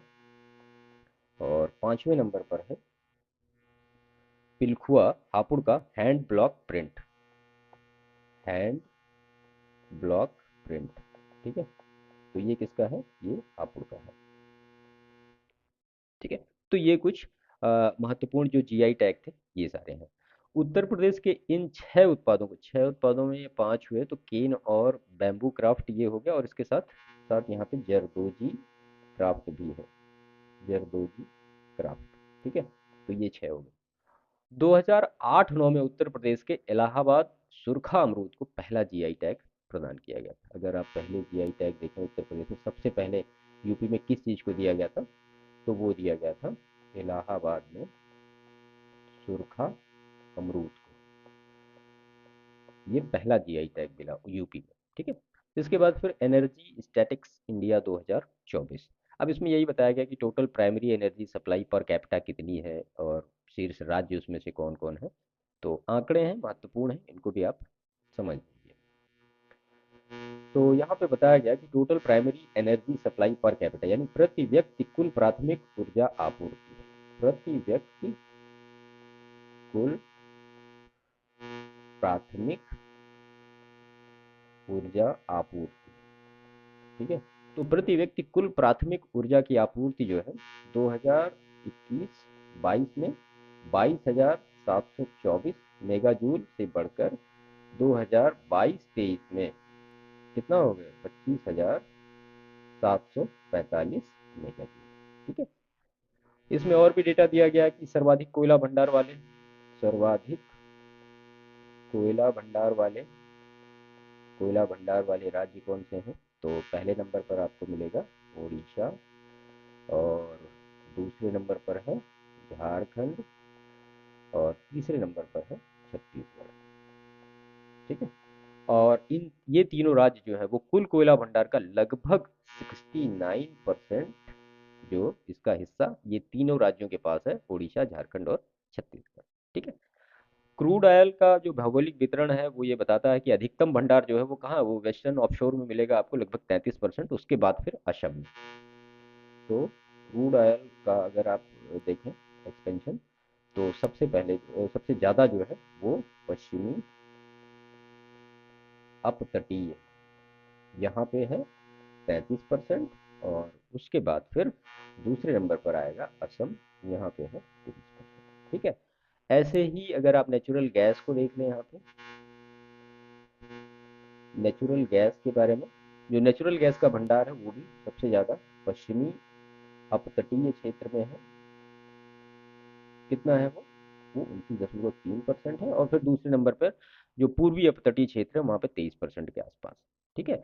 देश में नवीनीकरण ऊर्जा की कुल क्षमता कितनी है, तो 21,09,654 मेगावाट अनुमानित है, ठीक है। और नवीनीकरणीय ऊर्जा की अनुमानित क्षमता के संदर्भ में राजस्थान जो है वो टॉप पर है। उसके बाद फिर यहाँ पर नोट कर लिए, वैसे हम पहले देख चुके हैं नवीनीकरणीय जो नवीकरणीय ऊर्जा के बारे में डिटेल में। तो राजस्थान है, महाराष्ट्र, गुजरात, इनका वो है, और राज्यों में जहाँ कर्नाटक में हम ये देख चुके हैं ऊपर की जल विद्युत क्षमता के मामले में सर्वाधिक हिस्सेदारी। इसके बाद है भारत का FAO-COFI मत्स्य पालन उपसमिति का जो है ये पहला अध्यक्ष बना।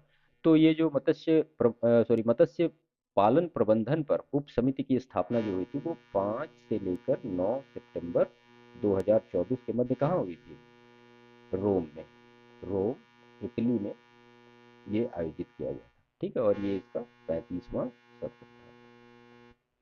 इसके बाद FDI और फॉर्च्यून 500 कंपनियों के निवेश हेतु प्रोत्साहन नीति 2023, तो इसको स्वीकृति प्रदान की गई, किसके द्वारा, तो उत्तर प्रदेश की राज्यपाल द्वारा, उत्तर प्रदेश के राज्यपाल के द्वारा ये किया गया है।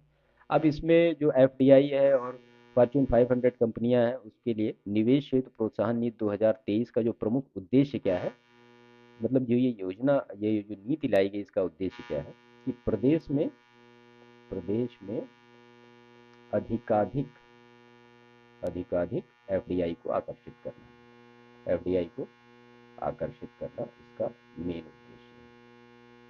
इसके बाद कुछ और महत्वपूर्ण करंट अफेयर हैं जो कि आप देख सकते हैं कि रैंकिंग से रिलेटेड है, तो छोटे छोटे हैं, ज़्यादा कोई बड़े नहीं, हम सिर्फ डेटा को यहाँ पे देखेंगे जो कि परीक्षा के दृष्टि से महत्वपूर्ण है। तो इसमें सबसे पहला है विश्व आर्थिक स्थिति और संभावनाएं सितंबर 2024 की। तो ये जो है ये UN की है, संयुक्त राष्ट्र की है। अब इसमें ये बताया गया है कि जो अर्थव्यवस्थाएं हैं विश्व की, उसमें वार्षिक प्रतिशत में परिवर्तन कितना कितना हुआ, तो वो सारा दिया गया है। तो दो तीन का हम देख लेते हैं। सबसे पहले विश्व का देखेंगे कि 2022 में, 2023 में, 2024 में और 2025 में रहने क्या वाली है, इतना सारा इसमें देख लेंगे। तो विश्व का जो है वो 3.1% जो था ये 2022 में, और 2.7% जो 2023 में, 2.7% 2024 में, और 2025 में जो था वो 2.7 था। ये जो बताया गया है कि 2022 से लेकर 25 के मध्य सकल घरेलू उत्पाद में जो वृद्धि हो रही है, यानी GDP की जो वृद्धि है वो बताई जा रही। तो ये विश्व का हमने देख लिया। इसके बाद USA का देखते हैं, दूसरे नंबर पर है। तो USA में 1.9%, और 2023 में 2.5%, 2024 में 2.5% और 2025 में जो होने वाली है वो 1.7%। ठीक है।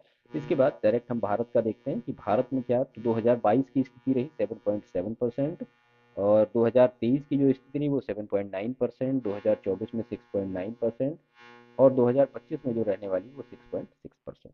ठीक है। तो ये विश्व आर्थिक स्थिति संभावनाएं जो कि सितंबर 2024 की है, यूएन ने इसको जारी किया है, ये बताया गया है। जो मतलब जीडीपी में वृद्धि हो सकती है 2022 से लेकर 2025 के बीच में, उसका पूरा डिटेल है। इसके बाद इंडिया डेवलपमेंट अपडेट 2024, तो इसको वर्ल्ड बैंक के द्वारा जारी किया गया है।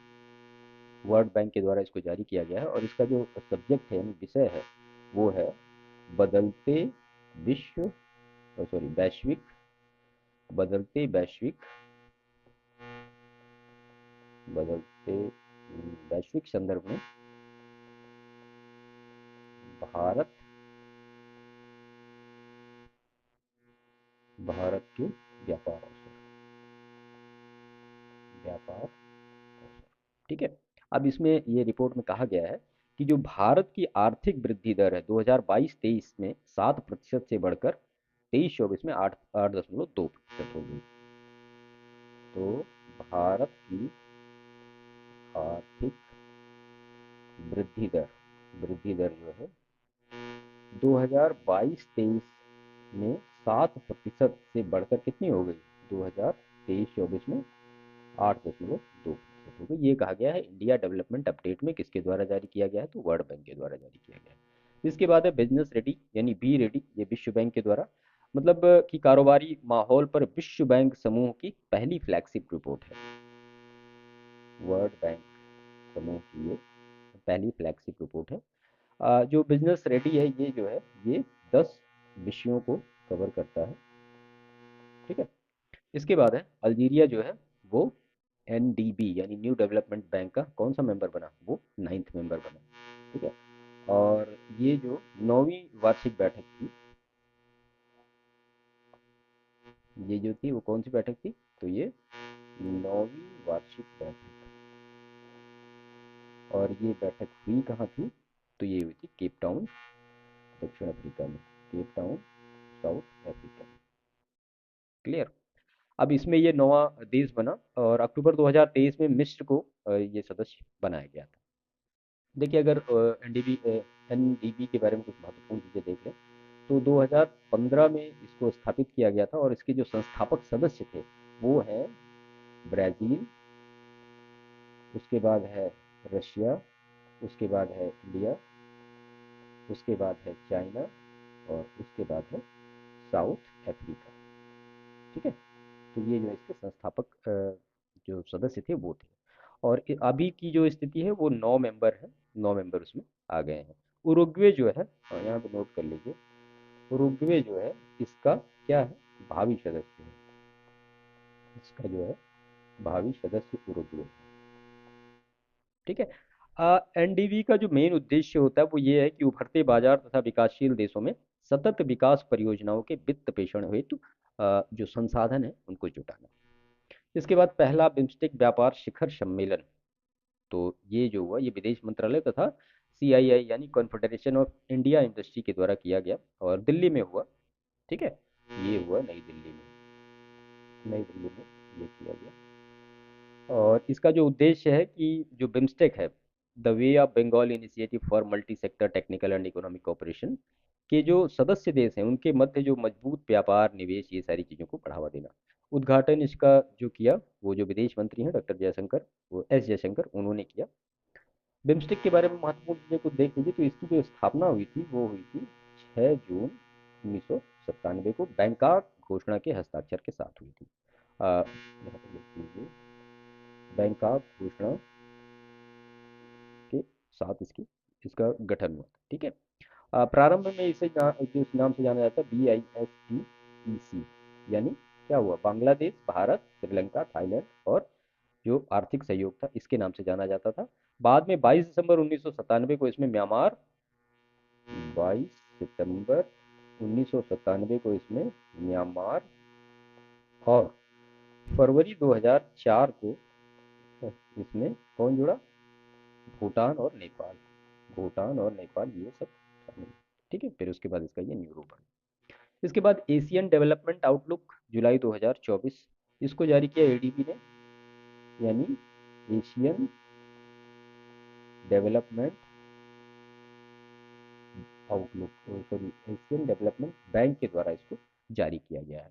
इसमें बताया गया है कि वर्ष 2024 के लिए विकासशील एशिया की जो जीडीपी वृद्धि दर है वो कितनी रहेगी। तो वो जो जीडीपी की वृद्धि दर है वो 4.5% की तुलना में 5% इसको बढ़ा दिया है कि एशिया की जो मतलब विकास दर होगी वो 5% होगी, एशिया की विकास दर। ठीक है, अब इसमें जो टेबल दिया गया है और उसमें ये बताया गया है कि सकल घरेलू उत्पाद में वृद्धि दर कितनी होगी, 2023 में कितनी रही, 2024 में कितनी और 2025 में कितनी होगी। हम भारत का देख लेते हैं खाली। तो भारत का जो स्थिति है 2023 में और 2024 में और उसके बाद 2025 में, तो भारत का जो जीडीपी का वृद्धि दर 2023 में रहा वो रहा 8.2%। 2024 में दो डेटा दिया गया है, एक अप्रैल में और दूसरा जुलाई में। तो यहाँ पे अप्रैल में रहा 7.0% और जुलाई में रहा 7.0%। ठीक है, ऐसे ही अप्रैल और जुलाई में 2025 के लिए भी आंकड़े दिए गए हैं। तो ये रहा 7.2% और ये भी रहा 7.2%। याद करने में आसानी होगी आपको। तो एशियन डेवलपमेंट आउटलुक में जो भारत की जीडीपी का वृद्धि दर है वो 2025 में अप्रैल में 7.2% और जुलाई में भी 7.2% है। इसके बाद वर्ल्ड इकोनॉमिक आउटलुक अपडेट जो कि जुलाई 2024 में पब्लिश हुआ, इसको पब्लिश किया आईएमएफ के द्वारा।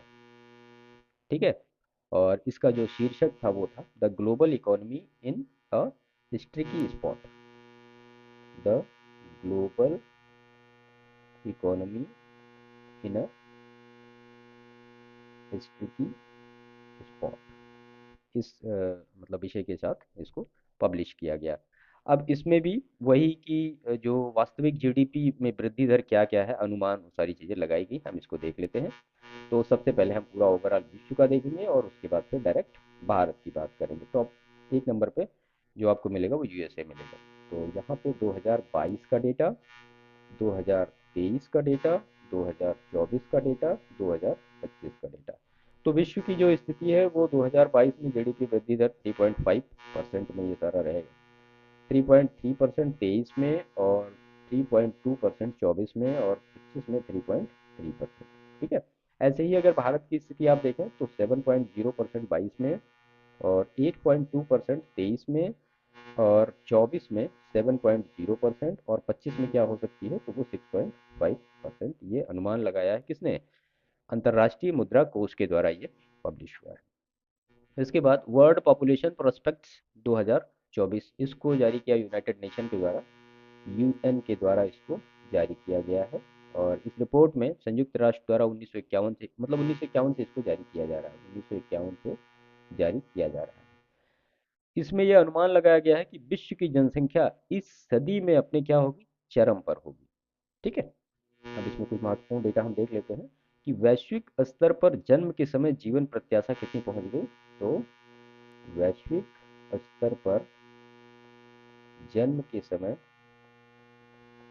जीवन प्रत्याशा वो कितनी पहुंच गई, वो 73.3% पे पहुंच गई, जो कि 1995 की तुलना में 8.4% ज़्यादा है। ठीक है, और 2070 के दशक में, 2070 के दशक के अंत में वैश्विक स्तर पर 65 वर्ष और उससे अधिक आयु के व्यक्तियों की संख्या कितनी होगी, तो 2.2 बिलियन पहुंचने का अनुमान है।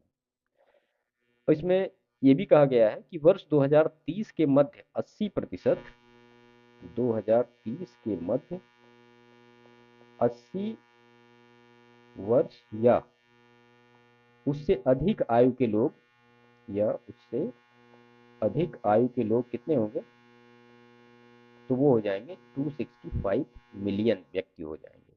ठीक है, तो ये कुछ डेटा बताया गया वर्ल्ड पॉपुलेशन प्रोस्पेक्ट्स 2024 में। इंपॉर्टेंट चीजें, कई बार इससे यूपीपीसीएस प्रीलिम्स में लास्ट ईयर के प्रश्न पूछे गए हैं।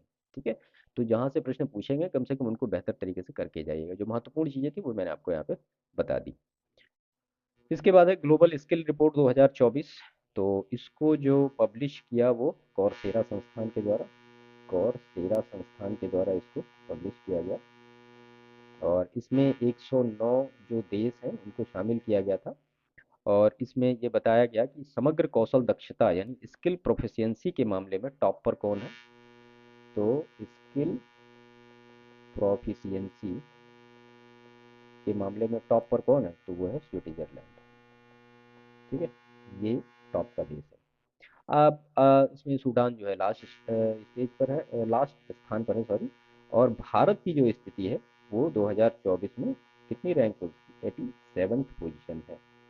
और 2023 में अगर आप याद हो तो वो 60वें नंबर पर था। ठीक है। और एशिया प्रशांत क्षेत्र में अगर भारत की स्थिति देखें तो वो 17वीं है। एक महत्वपूर्ण डेटा यहाँ पे और स्टेट में भी देख लीजिए आप। तो स्टेट स्किल रैंकिंग इसमें टॉप पर कौन है, तो सबसे पहले पर है स्टेट ऑफ पंजाब और दूसरे नंबर पर है चंडीगढ़। ठीक है। और तीसरे नंबर पर पश्चिम बंगाल है, चौथे नंबर पर हरियाणा है। अगर यहाँ पे आप यूपी की रैंक देखें कि उत्तर प्रदेश की रैंक क्या है इसमें, तो उत्तर प्रदेश में 13वें स्थान पर है और बिहार जो है वो 16वें स्थान पर। ठीक है। तो ये डेटा महत्वपूर्ण, बिल्कुल याद रखिएगा। इसके बाद वैश्विक प्रेषण प्रेषण पर वर्ल्ड बैंक की रिपोर्ट जून 2024। तो इसको भी जारी किया किसने, तो वर्ल्ड बैंक के द्वारा ये जारी किया गया है। और इसका जो शीर्षक था वो है remittance slowed in remittance remittance slowed in 2023 expected to grow faster in expected to grow faster in 2024। अब इसमें बताया गया कि 2023 में सबसे जो टॉप 5 रिसिपिएंट कंट्री कौन से हैं। तो 2023 में सबसे ज़्यादा प्रेषण किसको प्राप्त हुआ है, तो उसमें पहले नंबर पर है भारत और दूसरे नंबर पर है मैक्सिको। ठीक है। और तीसरे नंबर पर चीन है। उसके बाद 2023 की अगर आप ये देखें कि मतलब प्रेषण भेजने का माध्यम क्या रहा, तो प्रेषण भेजने का माध्यम इसमें सबसे ज़्यादा जो थे वो बैंक के द्वारा सबसे ज़्यादा ट्रांजेक्शन हुए, वो लगभग 12%। उसके बाद फिर दूसरे नंबर पर है डाकघर, और डाकघर से हुआ 7.7%। उसके बाद फिर मनी ट्रांसफ़र ऑपरेटर है और मोबाइल ऑपरेटर। विश्व निवेश रिपोर्ट 2024 अंकटाड के द्वारा इसको पब्लिश किया गया। अंकटाड का फुल फॉर्म क्या होता है, United nation conference on trade and development. 1991 से ही इसको पब्लिश कर रहा है विश्व निवेश रिपोर्ट। इसका जो विषय था वो था निवेश सुविधा एवं डिजिटल सरकार। निवेश सुविधा एवं डिजिटल सरकार, ये इसका जो था वो थीम था। ठीक है। अब भारत की स्थिति डायरेक्ट देखते हैं कि क्या है। भारत जो है वो 20वें स्थान पर है। और अगर पहले स्थान को देखें आप कौन है, तो वो यूएसए है। ठीक है। इसके बाद फिर वैश्विक आर्थिक संभावनाएं 2024, तो इसको जो जारी किया गया वो विश्व बैंक की ये अर्धवार्षिक रिपोर्ट है। वर्ल्ड बैंक की अर्धवार्षिक ये रिपोर्ट है। और इसमें ये बताया गया है कि वित्तीय वर्ष 2023 में भारतीय अर्थव्यवस्था में जो वृद्धि दर है वो कितनी है। 2023 में भारतीय अर्थव्यवस्था में वृद्धि दर कितनी है, तो जो वृद्धि दर है वो 8.2% अनुमानित है। ठीक। जिम्बाब्वे द्वारा नई स्वर्ण समर्थित मुद्रा जिग का अनावरण किया गया। अब जिग का मतलब ही होता है जिम्बाब्वे गोल्ड। ठीक है। जिम्बाब्वे गोल्ड इसका जो होता है इसी को कहा जाता है जिग। ठीक है। वो मुद्रा नई मुद्रा का यहाँ पे अनावरण किया गया है।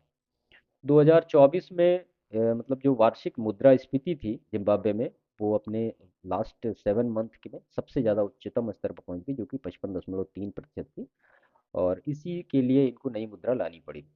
तो जिम्बाब्वे गोल्ड के अनावरण का उद्देश्य यही है कि मुद्रास्फीति को रोकना और देश की लंबे समय से कमजोर अर्थव्यवस्था को स्थिर करना। 2008 के बाद से ये छठा प्रयास है जिम्बाब्वे का। इसके बाद ग्लोबल इलेक्ट्रिसिटी रिव्यू 2024 2024 एम्बर के द्वारा इसको जारी किया गया। एम्बर के द्वारा इसको जारी किया गया और इसमें बताया गया है कि जो वैश्विक विद्युत परिदृश्य है वो क्या है, कितना है। तो हम यहाँ पे देख लेते हैं कि भारत की स्थिति क्या है, वैश्विक स्थिति क्या है, वही सारी चीज़ें प्रश्न में पूछी जाती हैं। वर्ष 2023 में वैश्विक विद्युत उत्पादन का 30% ऊर्जा जो है वो नवीकरणीय ऊर्जा का रहा, जो सौर और पवन ऊर्जा के उत्पादन में वृद्धि से प्रेरित है। तो नवीकरणीय ऊर्जा का प्रतिशत कितना रहा? तो नवीकरणीय ऊर्जा का प्रतिशत रहा 30%। ठीक है। और 2000 में वैश्विक विद्युत उत्पादन में नवीकरणीय ऊर्जा का कितना प्रतिशत रहा? तो वो रहा 19। तो 19% रहा 2000 में। जो दोनों डेटा साथ होते हैं तो कंपेयर करने में थोड़ा आसानी होती है कि मतलब बढ़ा या घटा, ये सारी चीज़ें और चीज़ें हमें याद भी रहती है लंबे समय तक। 2023 में अगर आप देखें, 2023 में प्रति व्यक्ति सर्वाधिक विद्युत उपभोग करने वाले 5 देश कौन हैं? तो प्रति व्यक्ति सर्वाधिक विद्युत उपभोग करने वाले जो शीर्ष देश कौन से हैं? तो सबसे पहले नंबर पर है कनाडा, दूसरे नंबर पर है यूएसए और तीसरे नंबर पर है साउथ कोरिया। ठीक है। और चौथे नंबर पर जापान, पांचवें नंबर पर रूस। अगर यहाँ पे आप भारत की स्थिति देखें तो भारत जो है वो 10वें नंबर पर है। विश्व में प्रति व्यक्ति विद्युत खपत का जो उपभोग है वो कितना है? तो प्रति व्यक्ति विद्युत खपत कितनी है? तो वो 3.7 मेगावाट पर आवर है। ठीक है। और कनाडा में ये कितना है? तो कनाडा में वो है 15.9 मेगावाट पर आवर। ठीक है। और अगर आप भारत में देखें कि भारत के लोग कितना यूज करते हैं, तो भारत में है 1.4 मेगावाट पर आवर। क्लियर? तो ये चीज़ें इंपॉर्टेंट है, याद रखिएगा। 2023 में सर्वाधिक सौर ऊर्जा उत्पादन में जो किया गया वो चीन के द्वारा किया गया, उसके बाद यूएसए और भारत, इन सब का नंबर आता है। भारत जो है तीसरे नंबर पर आता है सौर ऊर्जा उत्पादन में। तो इसको भी यहाँ पर नोट कर लीजिए। ठीक है। तो सौर ऊर्जा उत्पादन में विश्व में जो स्थिति है भारत की वो कितनी है? तो वो है चीन टॉप पर, उसके बाद यूएसए और उसके बाद भारत। ठीक है। 1, 2 और 3 नंबर पर। अगर पवन ऊर्जा की बात करें तो पवन ऊर्जा उत्पादन के मामले में तो टॉप पर कौन है? तो वहाँ भी चीन है। उसके बाद दूसरे नंबर पर यूएसए है और तीसरे नंबर पर क्या है? जर्मनी है। भारत की जो रैंक है इसमें पवन ऊर्जा के मामले में चौथे नंबर पर है। ठीक है। नहीं नहीं, चौथे नंबर पर नहीं है, चौथे नंबर पर ब्राज़ील है। यूएसए, जर्मनी और उसके बाद फिर आएगा ब्राज़ील और उसके बाद फिर भारत का नंबर, यानी भारत 5वें नंबर पर है पवन ऊर्जा के मामले में। और अगर यहाँ पे देखें कि कोयले से सर्वाधिक जल विद्युत कोयले से मतलब सबसे ज़्यादा जो विद्युत उत्पादन किया जाता है वो कहाँ किया जाता है? तो वो किया जाता है चीन में। उसके बाद फिर भारत आता है दूसरे नंबर पर और उसके बाद फिर आता है यूएसए, जापान, ये सारे। तो यहाँ पे भारत दूसरे नंबर पर है। ठीक है। तो ये कुछ महत्वपूर्ण चीज़ें थी। हाँ, अगर इसमें और कुछ चीज़ें जो इम्पोर्टेंट मैं आपको बता दूं कि देखिए 2023 में भारत जापान को पीछे छोड़ते हुए तीसरा सबसे बड़ा सौर उत्पादक देश बन गया। ठीक है। तो भारत जो है इसके बाद फिर किसका नंबर आ रहा है? वो जापान का। तो ये महत्वपूर्ण चीज़ है कि जापान को पीछे छोड़ा, उसके बाद तीसरे नंबर पर सौर ऊर्जा उत्पादन में आ गया। वर्ष 2023 में भारत विद्युत उत्पादन से 1404 मिलियन टन कार्बन डाइऑक्साइड उत्सर्जित करते हुए चीन, यूएसए के बाद वैश्विक स्तर पर तीसरा सबसे बड़ा विद्युत उत्सर्जक क्षेत्र रहा। ठीक है। तो तीसरा जो है यहाँ पे विद्युत उत्पादन के मामले में है। इसके बाद फिर women business and the law 2024। तो ये भी रैंक जो है वो वर्ल्ड बैंक के द्वारा ही जारी की गई और ये इसका जो था वो 10th संस्करण था। 190 अर्थव्यवस्थाओं को इसमें लिया गया था और इसमें मतलब अगर उद्देश्य देखें कि इसका क्या है, तो महिलाओं के आर्थिक अवसरों को प्रभावित करने वाले कानूनों को मापने की एक वार्षिक श्रृंखला है ये। अब ये दो पार्ट में डिवाइड किया गया। डब्ल्यू का मतलब हुआ कि वुमेन बिजनेस एंड लॉ 2024। तो WBL 1.0 और WBL 2.0। तो WBL 1.0 और WBL 2.0, कुछ संकेतक इसमें है, कुछ संकेतक इसमें है। दोनों के हिसाब से अगर देखें आप तो WBL 2.0 में जो भारत का स्कोर है वो है 60। ठीक है। और WBL 1.0 में जो भारत को स्कोर मिला है वो कितना मिला है? तो वो मिला है 100। ये भारत का स्कोर है यहाँ पे, ठीक है। सॉरी, 100 रैंक है ये, और स्कोर जो भारत को मिला है 74.4 यहाँ पे। दक्षिण एशिया में सर्वाधिक स्कोर किसको मिला है? वो नेपाल को मिला है। लैंगिक समानता एवं बराबरी के लिए वैश्विक गठबंधन, तो लगभग जनवरी 2024 के मध्य स्विट्जरलैंड के दावोस में, स्विट्जरलैंड के दावोस में WEF यानी वर्ल्ड इकोनॉमिक फोरम की बैठक में आयोजित की गई, और इसकी जो थीम थी वो क्या थी? वो थी रीबिल्डिंग ट्रस्ट। रीबिल्डिंग ट्रस्ट, ठीक है, ये इसकी थी। वैश्विक जोखिम रिपोर्ट यानी ग्लोबल रिस्क रिपोर्ट 2024, ये भी WEF के द्वारा जारी किया गया, वर्ल्ड इकोनॉमिक फोरम के द्वारा जारी किया गया। 19वां ये इसका संस्करण था, और इसमें ये कहा गया कि अगले 2 वर्षों की जो विभिन्न अर्थव्यवस्थाएं जैसे कि भारत है, यूएसए, यूके, मैक्सिको, इंडोनेशिया में लगभग 3 बिलियन लोग जो होंगे वो चुनाव में शामिल होने की उनकी संभावना है। और अगर 10 वर्षों की बात की जाए तो सबसे बड़ा वैश्विक जोखिम जो बताया इन्होंने क्या है, वो मौसम में चरम परिवर्तन। तो सबसे बड़ा जो वैश्विक जोखिम है वो क्या है? वो है मौसम में चरम परिवर्तन। मौसम में चरम परिवर्तन, ये बताया है इसमें, ठीक है।